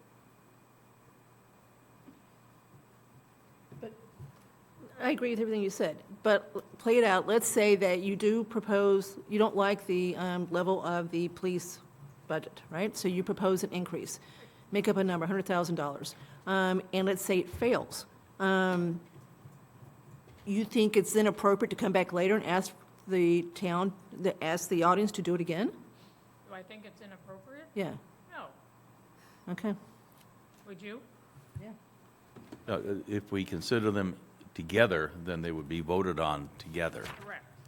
Yeah, they still may have to be voted on separately, but assuming the town meeting says, I want A, they won't then turn around and say, I want B within 30 seconds. There's some people that come just to vote on the budget and then they leave, right? So I don't think it's fair if they voted on a budget My and they proposal- leave, right? My proposal is that this would be considered within the body of Article 5. Yeah, I So that- totally agree. So, and then we're done, one and way then or we're- the other. Then we're done one way or the other. And, you know, And you can do that without moving this up on the warrant? I believe, well, I think that this body could in fact make that decision because we have control of Yeah, the the meeting would agenda. have to vote to change You the can order. certainly amend a budget. You amended the budget for the utilities a couple years ago, remember? Yes, I did. So, My right? proudest moment. Right, so it's fine. But same thing, you went and said, I propose that budget to go down by $100,000, and the amendment passed, so that budget went down. So same thing here. I just don't see why we don't all do this in Article 5. Whatever the town meeting wants to do it within Article 5, as far as that budget goes. Okay, It's Mr. Lynn? it's a motion to combine articles for purposes of discussion is what Al is pointing at. Okay. Well, we're not going to vote on this. No. I think we've identified the issue, and we'll just get some input from the town moderator, and then on the next draft of the warrant, let's have kind of a proposal about the ordering of it, and we'll take a vote on it at the next meeting. Does that sound good? Yep. All right. Can I ask you a question, Andrew? Yep. When I looked at the warrant that was online, the summary was not complete Of the budget or of your article? of the article. Article 49, there's 2 paragraphs of the summary. So just to speak to that, the summary that was submitted was 3 very long paragraphs. Usually we keep them fairly succinct. I did include the first paragraph in the draft that you have with you. The other 2 paragraphs begin with an asterisk, which seem just to indicate the noting certain meetings that took place. Well, the reason I did that, in fairness to the individuals that signed that petition, and anyone reading it could go back and read the actual minutes of the Board of Selectmen, so I am not putting words in their mouths as far as the whole discussion, so I'd really like the whole thing printed. Okay, I'm not sure that that is the place to do it, but. That's Okay. what they signed. I just don't know. But that's not how your article is, so we're presenting the article, not Kind of necessarily summary, though. your entire summary. So, That's what was signed. All right. So let's talk about a way of trying to get our summary in there reasonably so that people can see it. Well, it's whatever. only fairness to you, because it addresses the minutes that you spoke on, and Okay. All right. you disagreed and agreed. All right, thank you. Yeah, was the summary included as part of the petition? Yes. Then we have no choice. I don't know. All right, so the next is the Community Center Exploration Committee.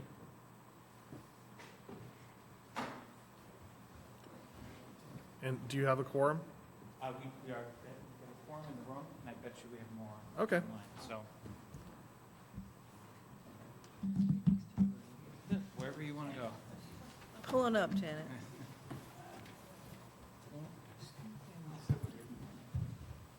All right, I am going to call the Community Center Exploration Committee meeting to order, 8:20. Vanessa, is it possible just to see who from our committee is potentially online? We have a quorum in the room, but just so I can acknowledge the right people as we go.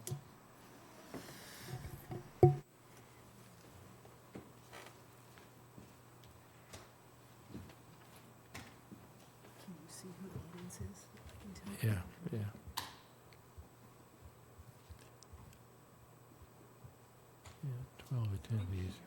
Jensen, Andrew, Ellen, Jan Sturgeon. Susan, Jen Hansen, Jen and Hansen? Nikki. I don't see, Nikki's not there. Jen is there. Okay. And who's the third one? Susan Alman. She was, yeah, she's there. Okay, Susan's great. there. So we have 6 over 7 voting members, and we also have three ex officio. So thank you for having us. It's been a long road to get here, as Andrew knows, just trying to schedule this presentation, but kudos to the efforts of the entire committee for taking the time to get it right. Unfortunately, everything we're going to walk through tonight is probably going to sit on a shelf for about a year, and we'll explain what that all means, but it's a critically important step to understand and is a very different and dynamic answer than what the former capital planning committee had presented previously. Let me know when you're ready. I know the slides are up there, but then I messed around with the participants. But our first slide is just a listing of our members. As you all know, you selected our membership from a very wide variety, right? Some represent boards, committees, commissions. Some are at-large members, and it was absolutely the right setup. We had a wide variety of interests represented, but also created great dialogue to get to consensus, which, as you all know from prior discussions around this, there was nowhere close to any sort of consensus. So kudos to all that over the past year plus, we were on, we were off again in terms of having to wait for our consultant to do their work, but a big thank you to everyone there, and I hope that if this does move forward in any iteration down the road, that as many people on the screen as you see are here to kind of see it through to fruition. Next slide.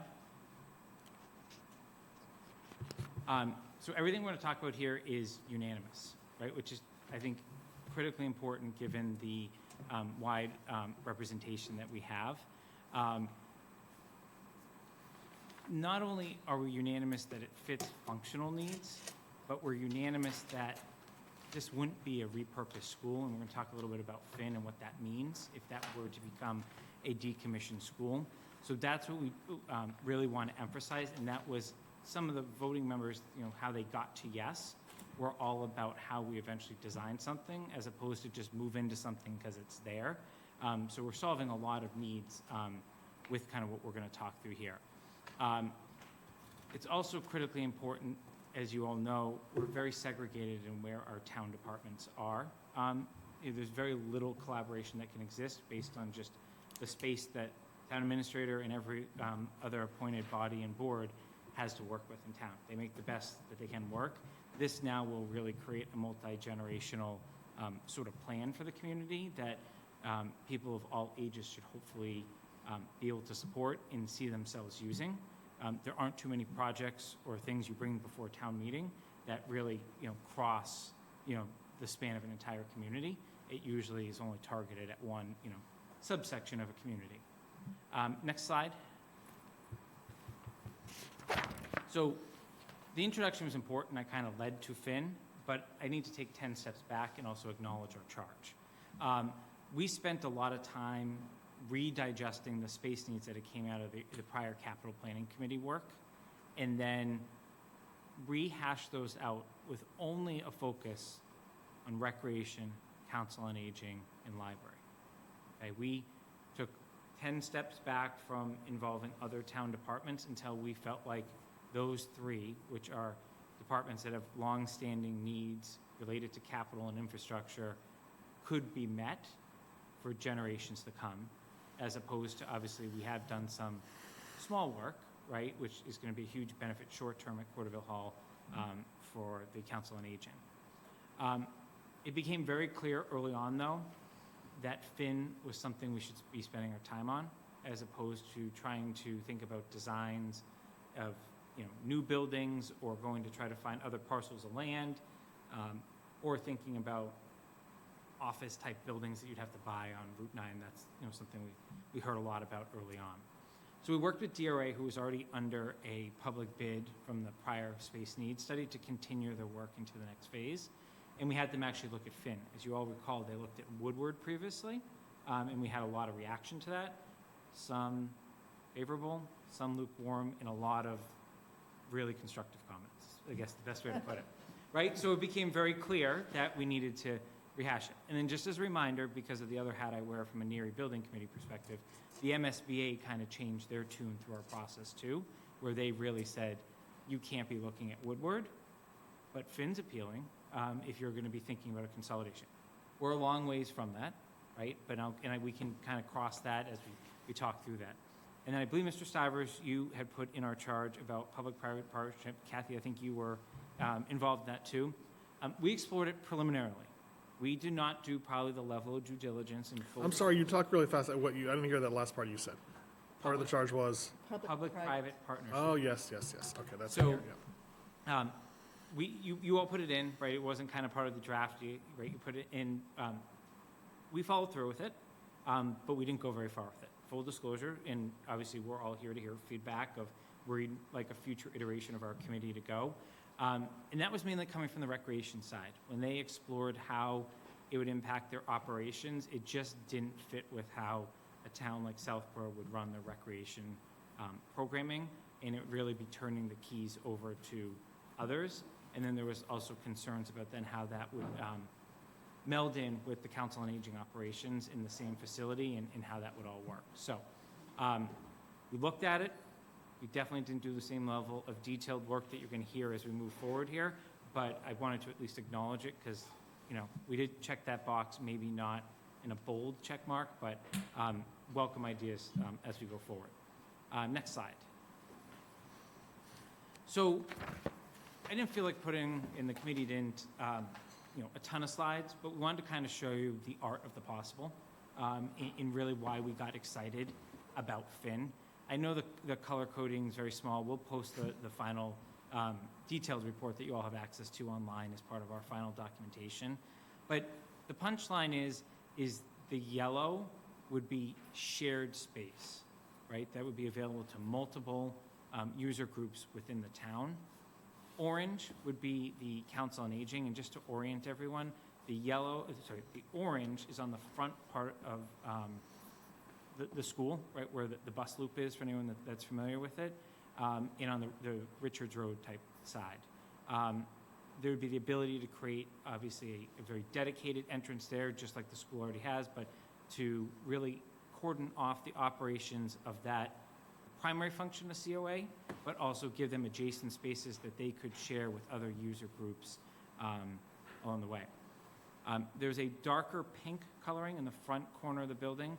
We did put what could be space for youth and family, should they need space, but in full disclosure, we do not work with Sarah and her team, and they would have to be further consulted. But there is, again, this is to show the art of the possible of things that could be examined on a future design. In the back of the building, you see a lot of green. That's recreation. So in addition to the yellow space, which you naturally think about recreation, because it'd be shared, the green would be actual functional space that recreation would be able to use to run all of their programmings, including camp, in one building. And then you'll see the purplish color, that's library. And Janet can speak to any specific library questions, but given the MBLC grant, right, and the feasibility funding that is on the warrant for this year, and the conclusion by town council about the deed, right, that clearly said that building next door or down the hill, right, always has to be used as a library. Our partners from the library were very collaborative with us, right? Instead of just trying to fill the library space and show how a new library could go there, they realized that most likely, even though the MBLC will require multiple site alternatives, if we do a construction project related to library, it would likely be down the hill from here. Again, that could change, because here's the good news. You could actually fit the library in to this building if we needed to down the road. Again, you would want to know that up front. The other good news is we have iterations, if anyone read our 60-page report in detail, you also can see that we have the ability to temporarily house the library should a construction project happen at the existing site as well. So there's a lot of exciting alternatives. The good news is, as much as a lot of us probably wanted to continue to design, we can't. Right? Our intellectual curiosity was piqued for sure, and I think a lot of people are excited about the possibilities here. But this is just one iteration. If you look at our full report, there's a lot more iterations that are out there that we kind of either dismissed up front or would be subject to further design, mainly because you need to figure out, is this school available, and then what happens with the MBLC process with the existing library building. Another huge thing, you'll see it in some of our bullet points, is storage. That is an age-old issue for all of these departments, and we are also able to accommodate storage needs for these departments within the existing infrastructure without any sort of additional bump outs. Obviously, there's going to be some reconfiguration and cost associated there. But that was really all the departments are really talking about that. And then finally, from a library perspective, this also does have the ability, if the library so chose down the road, to be an annex or kind of, I'll call it, storage for items that they don't regularly use. So again, there's a lot of possibilities regardless of what happens with the MBLC process that's forthcoming. So just two, quick questions that I had are, so if we did this, actually I have three questions, but, so one is, if you do this, what happens to Corderville Hall? Or is that just beyond the scope of? I think you would want to see, for like big if, right, and I can't emphasize this enough, right, is the school committee, not town meeting, not anyone else, has to vote to decommission a school, right? That's like, if you have like a decision tree, that's like the first thing. They're not going to vote on that until they know what town meeting thinks about the cost of a NERI building, and does the town actually support more than 2 grades at a NERI, right? So you almost need, you have like a town meeting vote on a plan, right, which you're going to hear all the vetting. Then you get to that. Then I think, should we end up in a scenario where Finn will no longer be a school, that's where you have to have a building committee for Finn now, called Community Center Building Committee. That committee would be charged with refining this, figuring out what are the needs of these departments now, 2 years from now, for the next 30 to 50 years, right? And figure out what space is left. We do not envision, and you'll see this is a bullet point that the committee felt very strongly about, we don't think you should anticipate municipal offices in this building of any sort of substance. There may be a department or two you think fit there beyond what we've shown on the screen, but you shouldn't think about how we had the Woodward diagrams last year, where town administrator's office, school administration, we don't foresee that fact pattern based on our work, nor would we recommend it based on the needs that, in particular, our recreation, council on aging, and library colleagues outlined during our work. But remember, it's not just senior center down at Corderville Hall. You've got other departments too that would give them more room. Like half of the building. Yeah. Should be. And then there's also on the draft warrant an article to apply for and accept $150,000 for a grant to pursue a new library, and I'm trying to think about how that relates to this. I mean, on one view, I'd look at it, it's just kind of, it's a grant, so why not take it?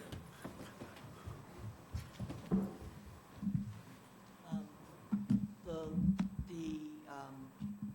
library board requires a number of steps to apply for a grant. One is that we show that the community's behind it, and the way they see that is if we, as a town, approve the design fees. We can't even apply unless the town votes to approve the design fees. So that would be a hard stop if the town doesn't. The next step, obviously, is the actual application. We'd hope to hear back sometime between August and October. It's hard to read. Ryan thinks that it's not like they wait to tell everybody at once in October. Thinks the information comes out in steps, but it might be October. And then if they don't approve it, then I think we're off the books. The new way they do this program is you don't get just put off till the next year and reconsider it again. It's years out. So this is your window, right? It's not anything to do with this. You'd be doing this anyway, even if you didn't have this. There's no real relationship. Okay. Well, Yes, except that, well, no, part of the process is you have to, part of the library process is you have to have investigated other sites. Right, but still the timing is because it's the right timing. The window is opening up to be able to apply for this, and that's what's causing you to put this on the warrant this year. Right. Right, Marguerite? It is nice that we can do these plannings at the same time. Yeah, yeah. I do. Let me just layer onto that. Very rarely in municipal government does things actually line up timeline-wise, but I think we all hope that the library article passes at town meeting and then we get accepted into that grant cycle. I think we all hope something happens at Neary. What the scope of that is, let's just wait and see. You're going to be able to actually go to town meeting and say, these are our three, if all that aligned, right, these are our three major infrastructure needs from a building perspective for this town for the next 30 to 50 years. And you're going to have relative cost, right? You may not do it all at the same time, right? But you're going to at least, very similar to, I think back to Kathy and Sam when you were on advisory, right? And public safety was coming forward, you were able to say that public safety, building that and spending $20+ million was not going to inhibit our ability to do things 5 years out, right? And that answer is still correct, right? Mm-hmm. Now, we're going to at least know the population of what all these projects would potentially cost, and then be able to take a step back and say, how much can we afford? As opposed to potentially approving something for Neary, and then 2 years later having something for the library and saying, ooh, we don't really have any more funding that we can, you know, articulate to the voters why their tax bill should go up an extra incremental. So you're actually going to be able to foreshadow some of what's going to happen and get public feedback. And we may find maybe the library is the priority, maybe the school's the priority, maybe the community, right? Like, you, and obviously for the community center to come to fruition with this, you know, we need a school to become available unless we go a completely different avenue. So the timing is right for actually to do budgeting like we all do in the private sector. We don't see that often. So Jason, does the committee believe that the path to the community center is solely to close Finn? There's really no other path, or is that not true? We focused our efforts on Finn Okay. because of what we started to see for costing of doing anything in isolation for new, which, let me just cover parking for a second, then you'll see this on the next slide. So parking is also another huge concern, right? The beauty of Finn is it's a relatively flat parcel. It's, right, there is some inclines, right? And obviously when you think about like parking lot D and C over there, those are closer to the baseball fields, but they're used during the day for the school population. We'd also have the ability to create like a parking lot B and A. It could come at the cost of some of the existing fields over there. They're not the fields closest to the road with especially the lights and stuff like that, but you know, one of the concerns we heard from Recreation, you see this on our slides, is take away one field, you got to find the replacement because that field is used constantly during, you know, the baseball, softball type season and for other activities for school and stuff like that. So that's why this project has to fit nicely with Neary for it to work, right? You have to understand how much footprint would Neary take up, and are you going to redesign your athletic complex there? Does that give Recreation what it needs, that they can sacrifice a field for a parking lot, or does it not? And are you having to look at other needs in town? Again, having the full picture as opposed to picking a field and just prioritizing it, we'll be able to make that decision, obviously with the input of Recreation Commission and others. But parking's a huge thing, as you can imagine, for the senior center. This access out front, albeit not a ton of spots, it's definitely a lot better than some of the inclines that they may have had to deal with at Woodward, and candidly is less sloped even than the current Corderville site. Next slide. All right, so now we get into the fun of costs, okay? Full disclosure, we've all been through this before. Costs are going to change, but you can't make recommendations if you're not living in some sort of reality. The good news is because of how long it took us to get on the select board meeting and get our slides actually finalized as a committee, the total expected cost is actually 2028, not 2027. I didn't update that when we did the final version.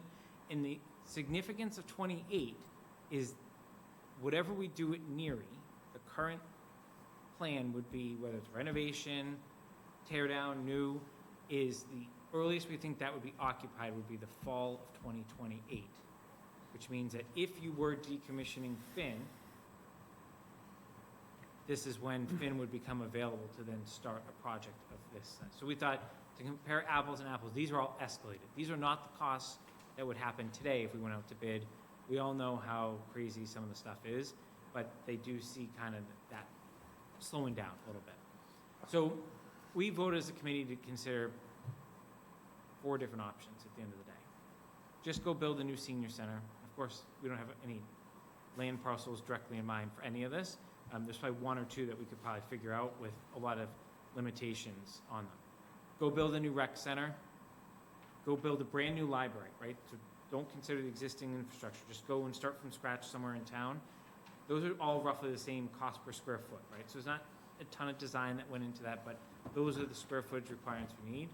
Or go rehab about 22,500 square feet of Finn. Just big picture, Finn is about 70,000 square feet. So that most of that 22.5 is specifically for Council on Aging. Our recommendation is that you actually look at a high-intensity renovation, right, which could trigger certain code requirements in that building, but really build it as a senior center. Don't just take the classrooms and call it this or call it that, or the administrative suite, right? Just spend the money and build it the right way. The good news is, anyone that's been in that gym, phenomenal gym, you're not going to have to do anything to that. Recreation will be able to take it over tomorrow. Storage is storage, right? You don't, right? And then public meeting space is very light retrofitting for some of that. Of course, there would be some slight needs. You might want to retile floors, all that stuff. That's what that 14.7 really encompasses at the end of the day, and it's really focused the dollar-wise. So that's where we obviously got a little excited, right? 14.7 is a huge ask. Let me be very honest, right? That's about 75% of what we just built a brand new public safety building for, but you'll be 10 years out from that at that point, and we all know what's happened. And would it include you'd have a new HVAC system? It'd have some, yes. Right, because of the mold issue and the air conditioning units and windows. Keep in mind, and we get are rid of going all to that. mitigate hopefully some of that with the articles at town meeting, because we did, from a capital perspective, focus on Finn with the school this year to make sure that, right, that's where we're doing free cash so that they can mitigate it now, but we'll know a lot more. I don't want to dwell from community center, but capital has recommended that the schools think about permanent HVAC at the buildings we're going to keep in our infrastructure for the foreseeable future, so Trotter and Woodward. We didn't want window units. We want, tell us what it's going to cost to make it right. We obviously are doing what I'll call Band-Aid at Finn for the next 5 years, because you can't ask the schools to be funding a project that, and ultimately we all fund it, right, as taxpayers, but you know, they're not going to advocate for that other than just keeping that building occupiable and safe for the students and the faculty. So your 22.5, so the other 47.5 is okay, like the gym, so you only have to touch the 22.5 to get Finn to where you think it should be, to do all the things you showed with the colors? The only, right, so like, yeah, so the only exception would be is, let's just say there's, the library gets the grant.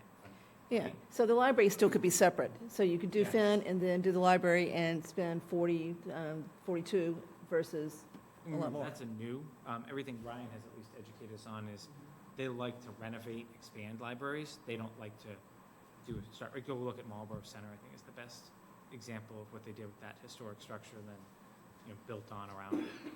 I think 90% of the grants are used for expansion of the building that already exists. And they do have a prejudice towards smaller libraries right now, or smaller town libraries.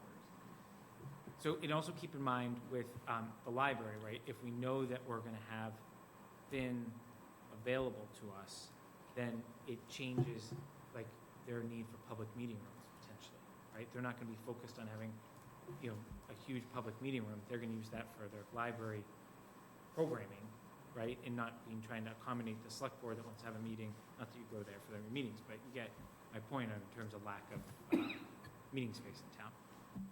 If I can jump in, and Jason, correct me if I'm wrong, but that 22.5 has has a section of that for the senior center that would be high-intensity renovation. And then there's a number of areas that would be low-intensity renovation, so it's not just the senior center, that 22.5 number. It's actually the whole building, but there's a lot of spaces that don't need to be touched. But it's not just one department that would be touched. Yeah, and that includes all the site, there's no additional parking lots and stuff like that as well. All the bathrooms. Yes, the bathrooms are gonna need some work. As you can imagine, they're not designed for adults in most areas of that building. No, they're not, are they? So, Jason, I'm going to get in trouble for this one and probably get you in trouble too, but if we were to go the Finn route, right, then there really is no need for 21 Highland at that point. You've moved rec over. We've got a solution for youth and family services, a pretty good one that she likes too, so she comes out. So there's nothing to be put into 21 Highland at that point if this vision goes forward, correct? Rec moves over completely. Yeah, and Jen's on, I don't know if Jen wants to speak to whether that's a preferred option for rec, to be at Finn as opposed to 21 Island. Yeah, it definitely is a preferred option to be on site with like a full complex there. So With Finn, Jen, is that what you're saying? yeah, with Finn, yep. Okay. Because we'd be right there on site with all our fields and the gym and everything like that. That would be ideal for us. And also being co-mingled with the senior center, like that is even more preferential for us. All right, so definitely the 21 Highland Future Use Committee should have a copy of this report. And any one of us, I know we're going to be disbanded in like 10 days, but any one of us, I'm sure, would be happy to go meet with them and just explain the journey that we've been on, just to educate them and hopefully inform how they decide to proceed or recommend how Al? they proceed. First, thank you. This is excellent work. I completely misread this when I went through it, so my blood pressure went right up to there. This is how much we're going to spend. Yeah. Add up all the. So, a couple of questions. And the building was built as a school, and, you know, I think we're all engaging in a little hubris if we think we know what the community is going to need in 30 years. Have you given thought to returning it to being a school at some point in the future, should it be needed? You know, right now we don't think that's the case, but, you know, I can't predict 30 years into the future. No. Okay, fair answer. If you're going to invest, I mean, this is my personal view, others can weigh in, if you're going to invest $14+ million into redesigning it for council on aging space, then you're going to need to, part of NERI Building Committee's work is going to be answering your question of what if the school enrollment magically pops beyond anyone's wildest imagination, what are you doing? And I'll just ask you to remember, as part of those discussions, Trotter is, there's a significant vacancy in how they use that space right now. Like, there are just spaces in that building that are gone. So we would still have other options, maybe not ideal perfectly educationally if you ask superintendent and his team, but the short answer is no. Once they decommission it, it's decommissioned from a school perspective, so we better have good contingency. Yeah, okay, yeah. I mean, I've been following the decline in enrollments for 15 years and projected. 25 now, it's been, yeah. ever since you built the building, right? Yeah, we started building right at the peak. You know, timing is a marvelous thing. All right, thank you. This is excellent work. Okay. We're almost done. Next slide, Vanessa. So big picture, we've already gotten to it, right? Finn is well suited to be a community center. Recreation, like Jen already said, full access to a gym, indoor programming camp, council on aging. You know, they're in one spot for all their programming. You have a cafeteria there, you have assembly space there, you have gym space there. Library can take on many different iterations over time depending on what happens with their programs, so they can keep going with everything they were going to be doing, even if they're in a silo, but they've been teaming with us so that, you know, they're not going for a huge capital article, someone else is going for a huge capital article all at the same time. Storage, I already touched on. Youth and family, I already touched on. And we really like the idea of flexible space. right? Just doesn't have to be, anchored to, this is recreation's room, this is library's room. There's a lot of timing things, right? The Council on Aging uses the building primarily during daylight hours, recreation primarily, not always, right? Would need it after school, right? And then you can have those intergenerational programs during the day.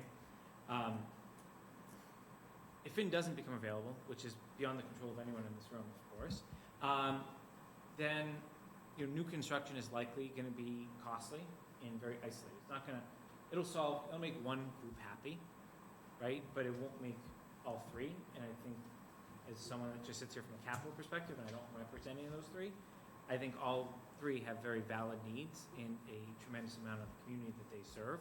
So we'll have to go back to the drawing board, and we will in some subsection if we have to. But let's see if we can get it all to work.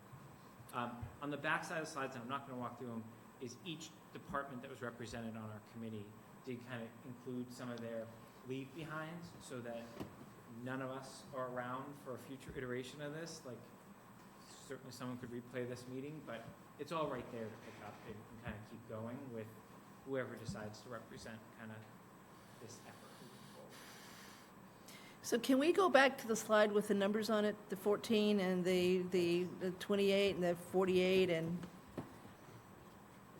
So, yes, we can't make a decision tonight at all. We're just, we can talk and vet and recommend, but I don't see how, realistically, we can even consider a new senior center and/or a new rec center. I mean, to me, the best we can do is the new library or expansion of the existing library and Finn. I don't see how these two are even feasible, given what we know NERI is going to cost, no matter what we... Talking about it, Right, okay. acknowledging All right. the numbers. I'll chime into this one.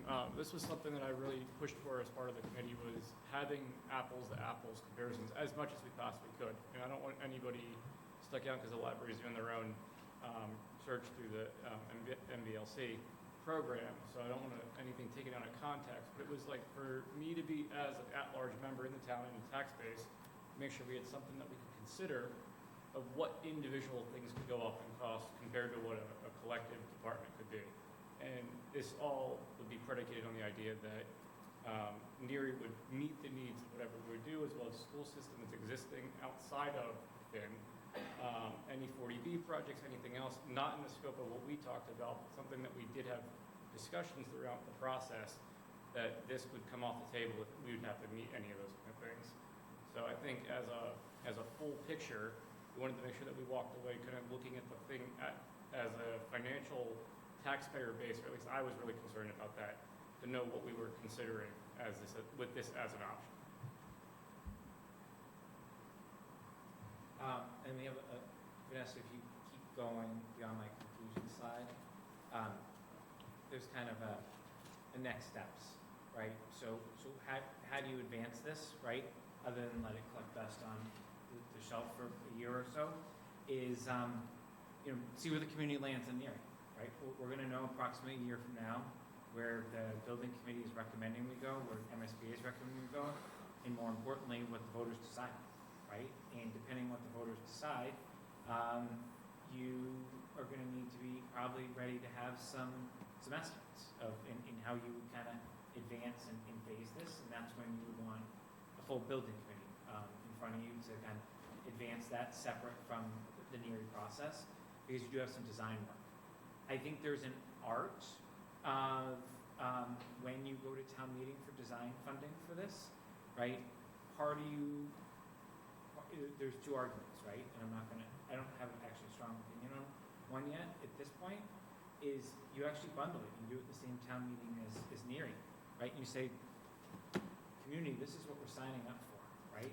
Because if you don't do that, then the people that say, well, what happens to, if the recommendation is to close NERI, or excuse me, close Finn, then they're going to say, well, what are you going to do with Finn? Right. And what do you say?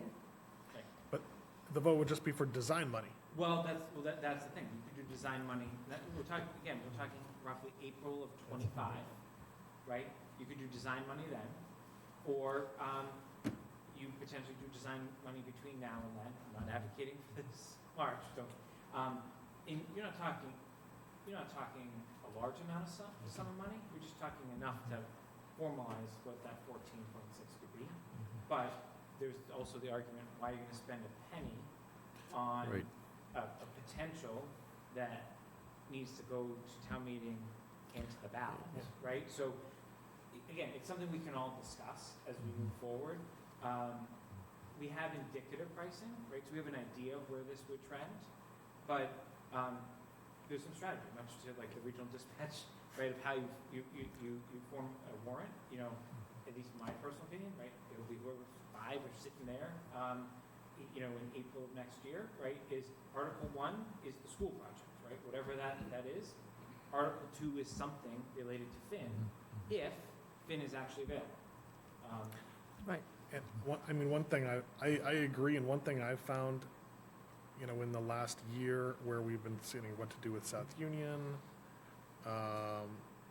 Neary, Finn is, you know, making a commitment, going down one path where it kind of signals like, well, we assume town meeting is going to do this, goes over the wrong way. And it's just, I think you're right, the gating issue is the town meeting vote on the Neary School, new Neary School. And then the rest of everything kind of flows from that. Yeah, I think putting it all in one place is probably, you know, let's tell the voters what this is really going to cost and ask for the money. And then, as you say, it's up to the voters.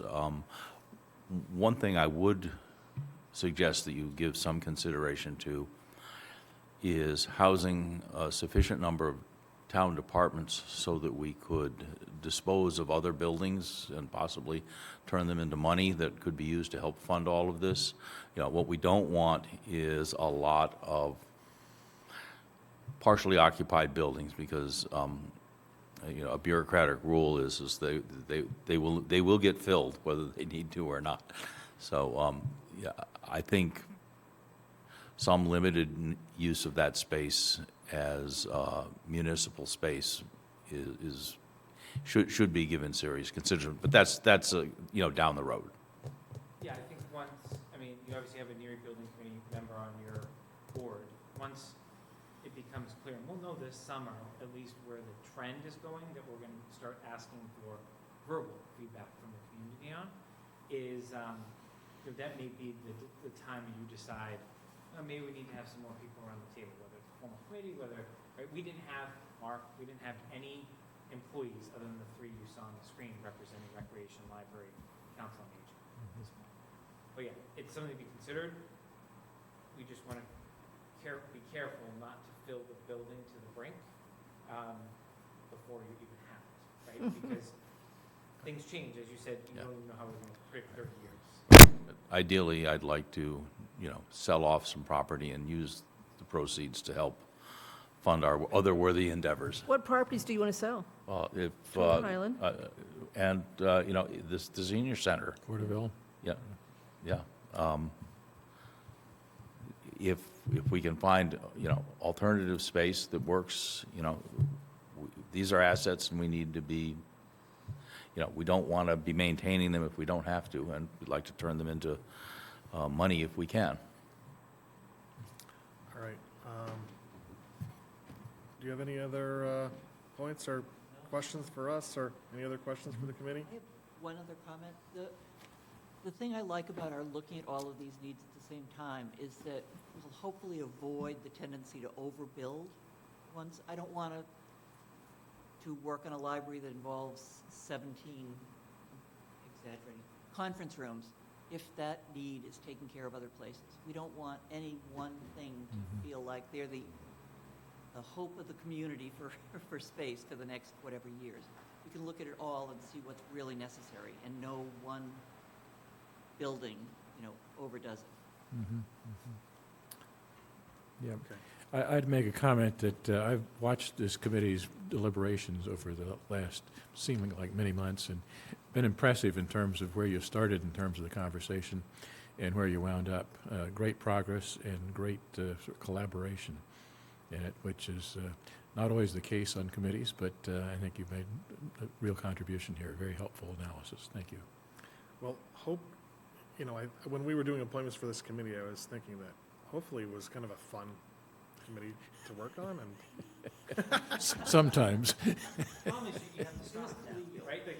Okay. I mean, you all know me, I'm pretty impatient, right? So, I think right now we put all this effort in, and now we just have to wait, right? And it's well beyond the control of any one person, right? It's 11,000.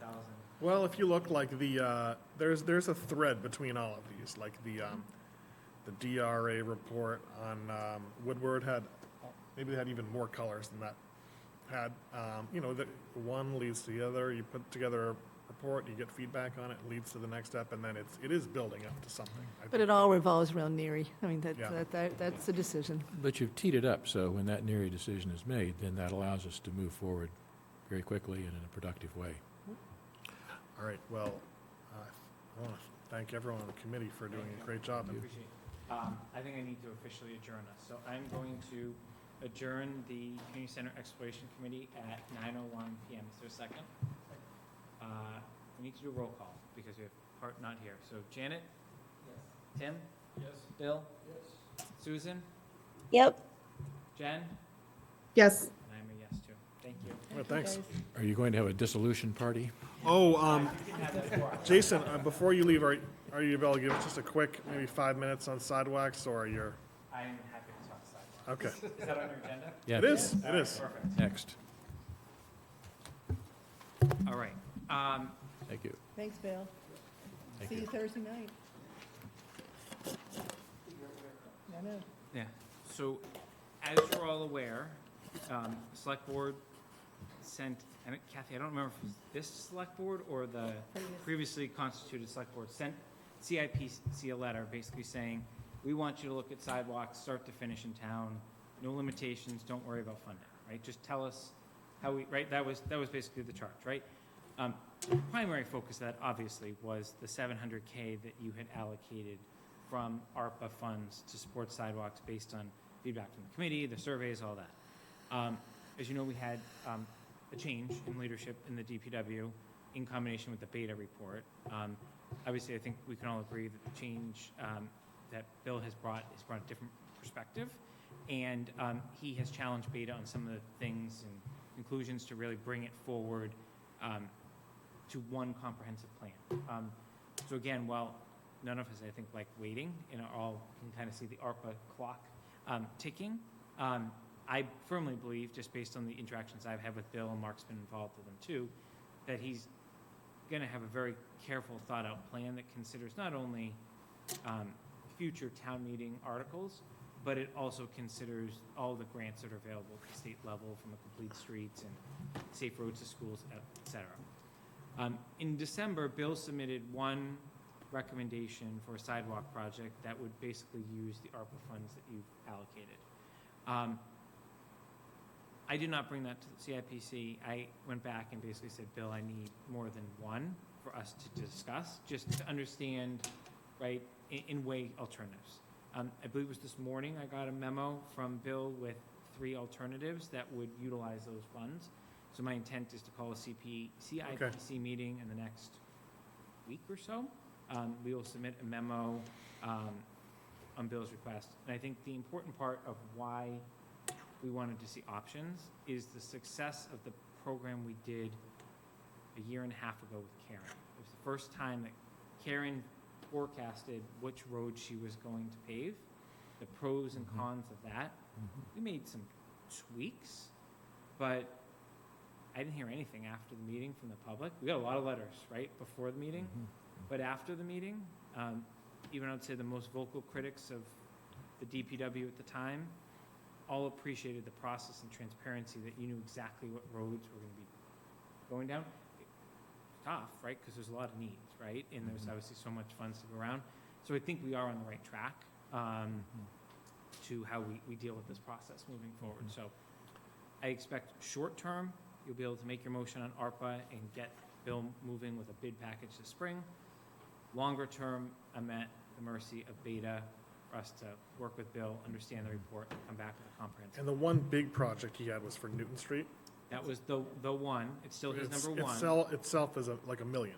right? Yes. It would, yeah. So we'd use all the ARPA money and more, And a just for grant. once. He said he could get a grant. Okay, yep, Which was one of the highest priorities in the 2015 yep, report. So it's not inconsistent, it's not new. yeah. And then there is one on the south side of town, is where the other options are. It's two projects that would combine into one. So that's what capital's going to Okay. discuss.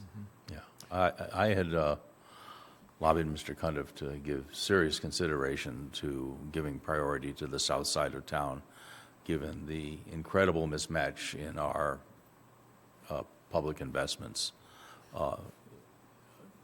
over the last, 15 or 20 years. But I look forward to hearing what you have to recommend. Well, he listened. We have two Yeah, options. yeah, So, yeah. I have a very specific idea in mind for the south side of town, and that's, obviously where I live too, so I All think right, it's so a good everybody idea. wants your street done. Let's hear about it. Wait a minute. No, it's not mine. I don't- Your street got Not paved, only is it Andrew. my street, not a scenic road, it also doesn't need a sidewalk. If they get paved. Actually, I think there's a bigger thing that we do need to begin to address as we think about sidewalks, which is how we make that work with scenic roads. And it may require some legislative support, either from town meeting, or from potentially the state. And this is something we need to begin to think about, because otherwise we could end up spending more money on non-sidewalk related things necessary to actually get to putting down pavement. Over designating scenic roads makes sidewalk projects more complicated. And more expensive. Jason, question on the plan going forward. Are you looking at larger projects and bonding kinds of things? Because we've mentioned that a couple of times in our discussions, and it seems to me that is a key to being able to actually catch up for. That's what their on charge time. was. The memo we sent to Okay. them said we want to look at the whole town, Yep. and we can't do it all at once. We want to see what we should do, Yep. and then we can decide whether we do want to bond it and But- get it done. Mark can attest to us, the first time I met with Bill, Mark was there within the first 10 minutes. And I don't think he had the memo, I don't think he had any of the background. Yeah. It was like the first Yep. meeting for capital. He said, I'm not used to this annual 400K road maintenance. I'm used to going to the town, getting one big bond bill, Yep. getting everything up to date, and all I got to do is maintenance. I'm Yep. not doing mill and pave, and picking and choosing my Yep, streets. yep. So that's his experience, Yep. right? Which means a heck of a lot more than any Yep. of my Yep, yep. experience. So I think he's along that line. That's why I think care should go into it, because Yep. I think, as we know, whenever we go to road maintenance funds to Yep. town meeting, Yep. the first question is my road on the list, right? Yep. Yep. So I think we will have a careful package that, Yep. unfortunately, it's going to just add to some of the numbers we're talking about. Yeah. Yep. But you don't have to do it all at once, right? You're Yep. giving an authorization, and that's where you rely on your finance director to inform and Yep. tell you how to deal with this. But if we don't do it that way, there's Yep. some roads that will never get done because they're just too expensive. You're never going to have the annual allocation that will get those roads done, so I am glad that he has the experience Yep. the other way. I mean, it's a challenge. I followed the discussion around the last 2015 project, and interesting problem in terms of how you set the criteria for what should be considered, what should be included and what not. So I'll be interested to hear what you come up with for that one.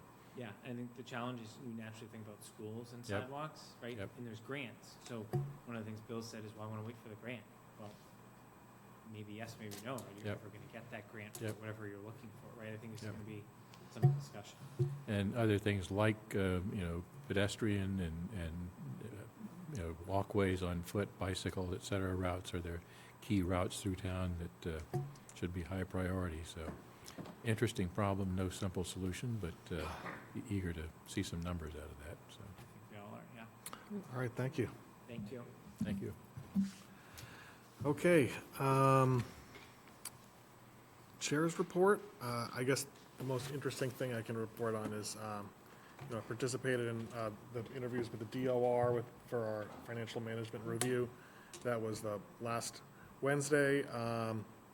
Mark, myself, Brian and Carla, and Paul Sabelli, and Andrew Pfaff all met with the folks from DOR. They're gathering information to give us recommendations about improvements to our financial policies. And one of the things which is going to be interesting is, I think as part of their review, they may have some really kind of bigger picture recommendations about the structure of the town government that are things that I think we might be interested in seeing. That's just a TBD preview of coming attractions. So, Kathy, you have a members report? I do. So this piggyback nicely with Jason's presentation. So things are going to start happening really fast with the Neary Building Committee project. So as I've told in prior meetings, we've got the OPM and we've got the architect hired. They're well on their way. I believe by the end of August, we're going to know. So let me back up. This committee is going to be the one that recommends to the MSBA the project that we'd like to see. So we're not going to go forward with 6 different projects. There's probably 6 different ways that these projects could be done. There's 3 grade configurations, and you can either tear down the school and build a new one, or you can rehab the existing one. So that's your 6 choices, right?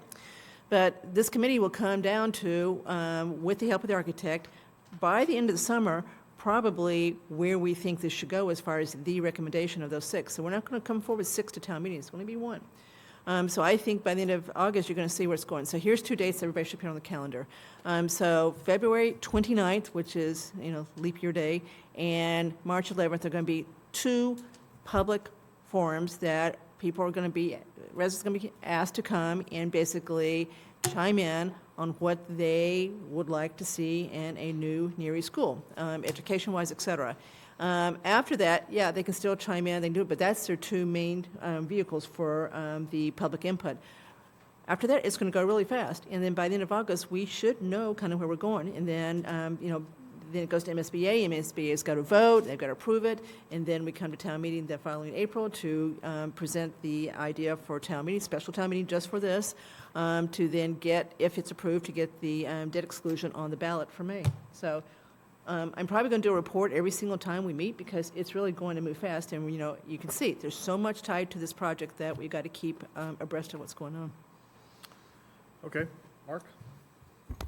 So Amy Berry stole my thunder. Yeah. For the only item I had on the agenda, but I have 2 other items I just want to mention to the board just to tee them up for future meetings. I know right now focus is warrant and budget, but we did receive from National Grid their vegetation management plan, which we approve on an annual basis. Last year, we did that jointly with Planning Board, and so we'll take a look at that and schedule that for an upcoming meeting and invite Planning Board to provide their comments and their inputs as a lot of at least last year the work included scenic roads, and hopefully the format, I haven't got a chance to look at it, but hopefully the format and everything is consistent with what we agreed upon last year so that it's a little more of a smooth process. We can do that in 1 meeting.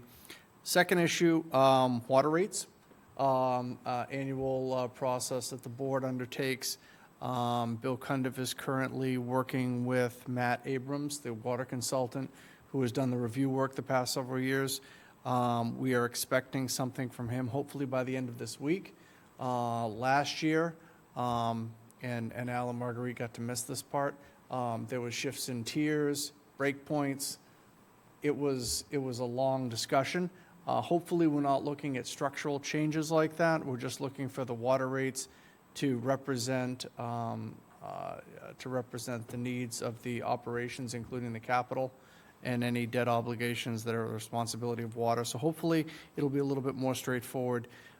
It would be great for the board to try and get the new rate set sometime early in March so that we can provide notification to the ratepayers when the bills go out in April, so they will understand what the new rates are before they start using that water under the new billing cycle. So I just want to give you a heads up. Those are 2 things that are coming, once we get past the hurdles of the warrant and the budget. Okay, on the consent agenda, I'm going to hold A. Me too. All right. Everyone okay with B and C? Yes. I move that the board approve consent agenda items B and C. Second? All those in favor? Aye. Okay. Sam? Two small ones on the January 6th minutes. Line 29, Montijo needs a J. And line 68, it's Achilles S apostrophe.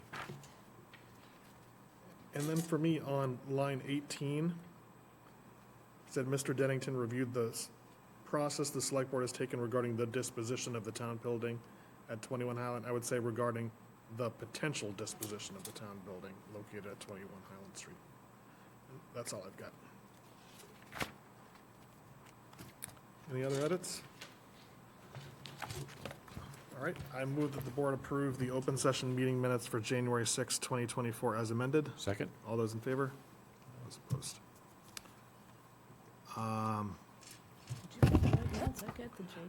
So our next meeting is going to be on the 13th. There's still some work we need to do on the warrant, and it'll be a joint meeting with advisory committee, so it's going to be a pretty big meeting.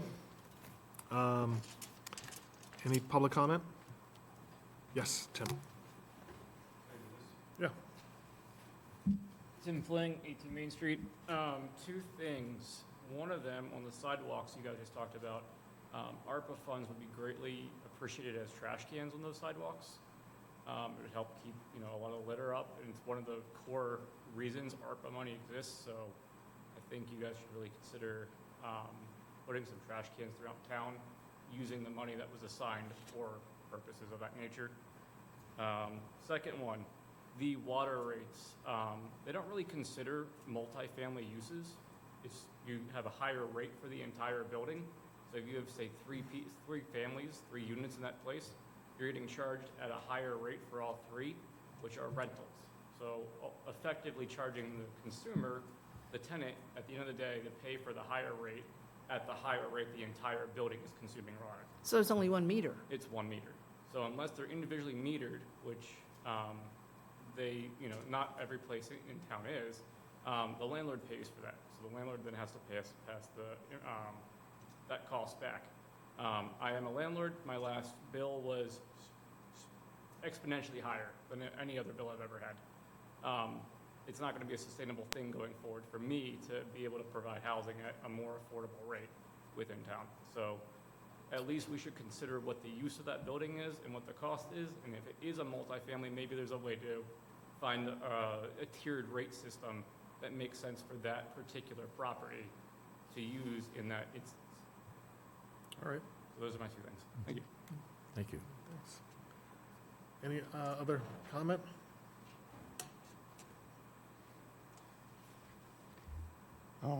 Tim Lit Woodland Road. Back to the warrant.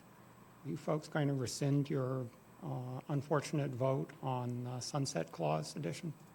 Are we going to do that? I think we will consider it at the next meeting. I think we have. I'm ready to just adjourn and. Well, there are other people watching this, so the longer it stays out, the fussier it's going to be. All right. I'm just I'm tired and would like to go home. And this isn't the public comment, not for Yeah. deliberation here. Yeah, but it's on the agenda to talk about the Okay. warrant, so. I move that we adjourn. Second. All those in favor? All right.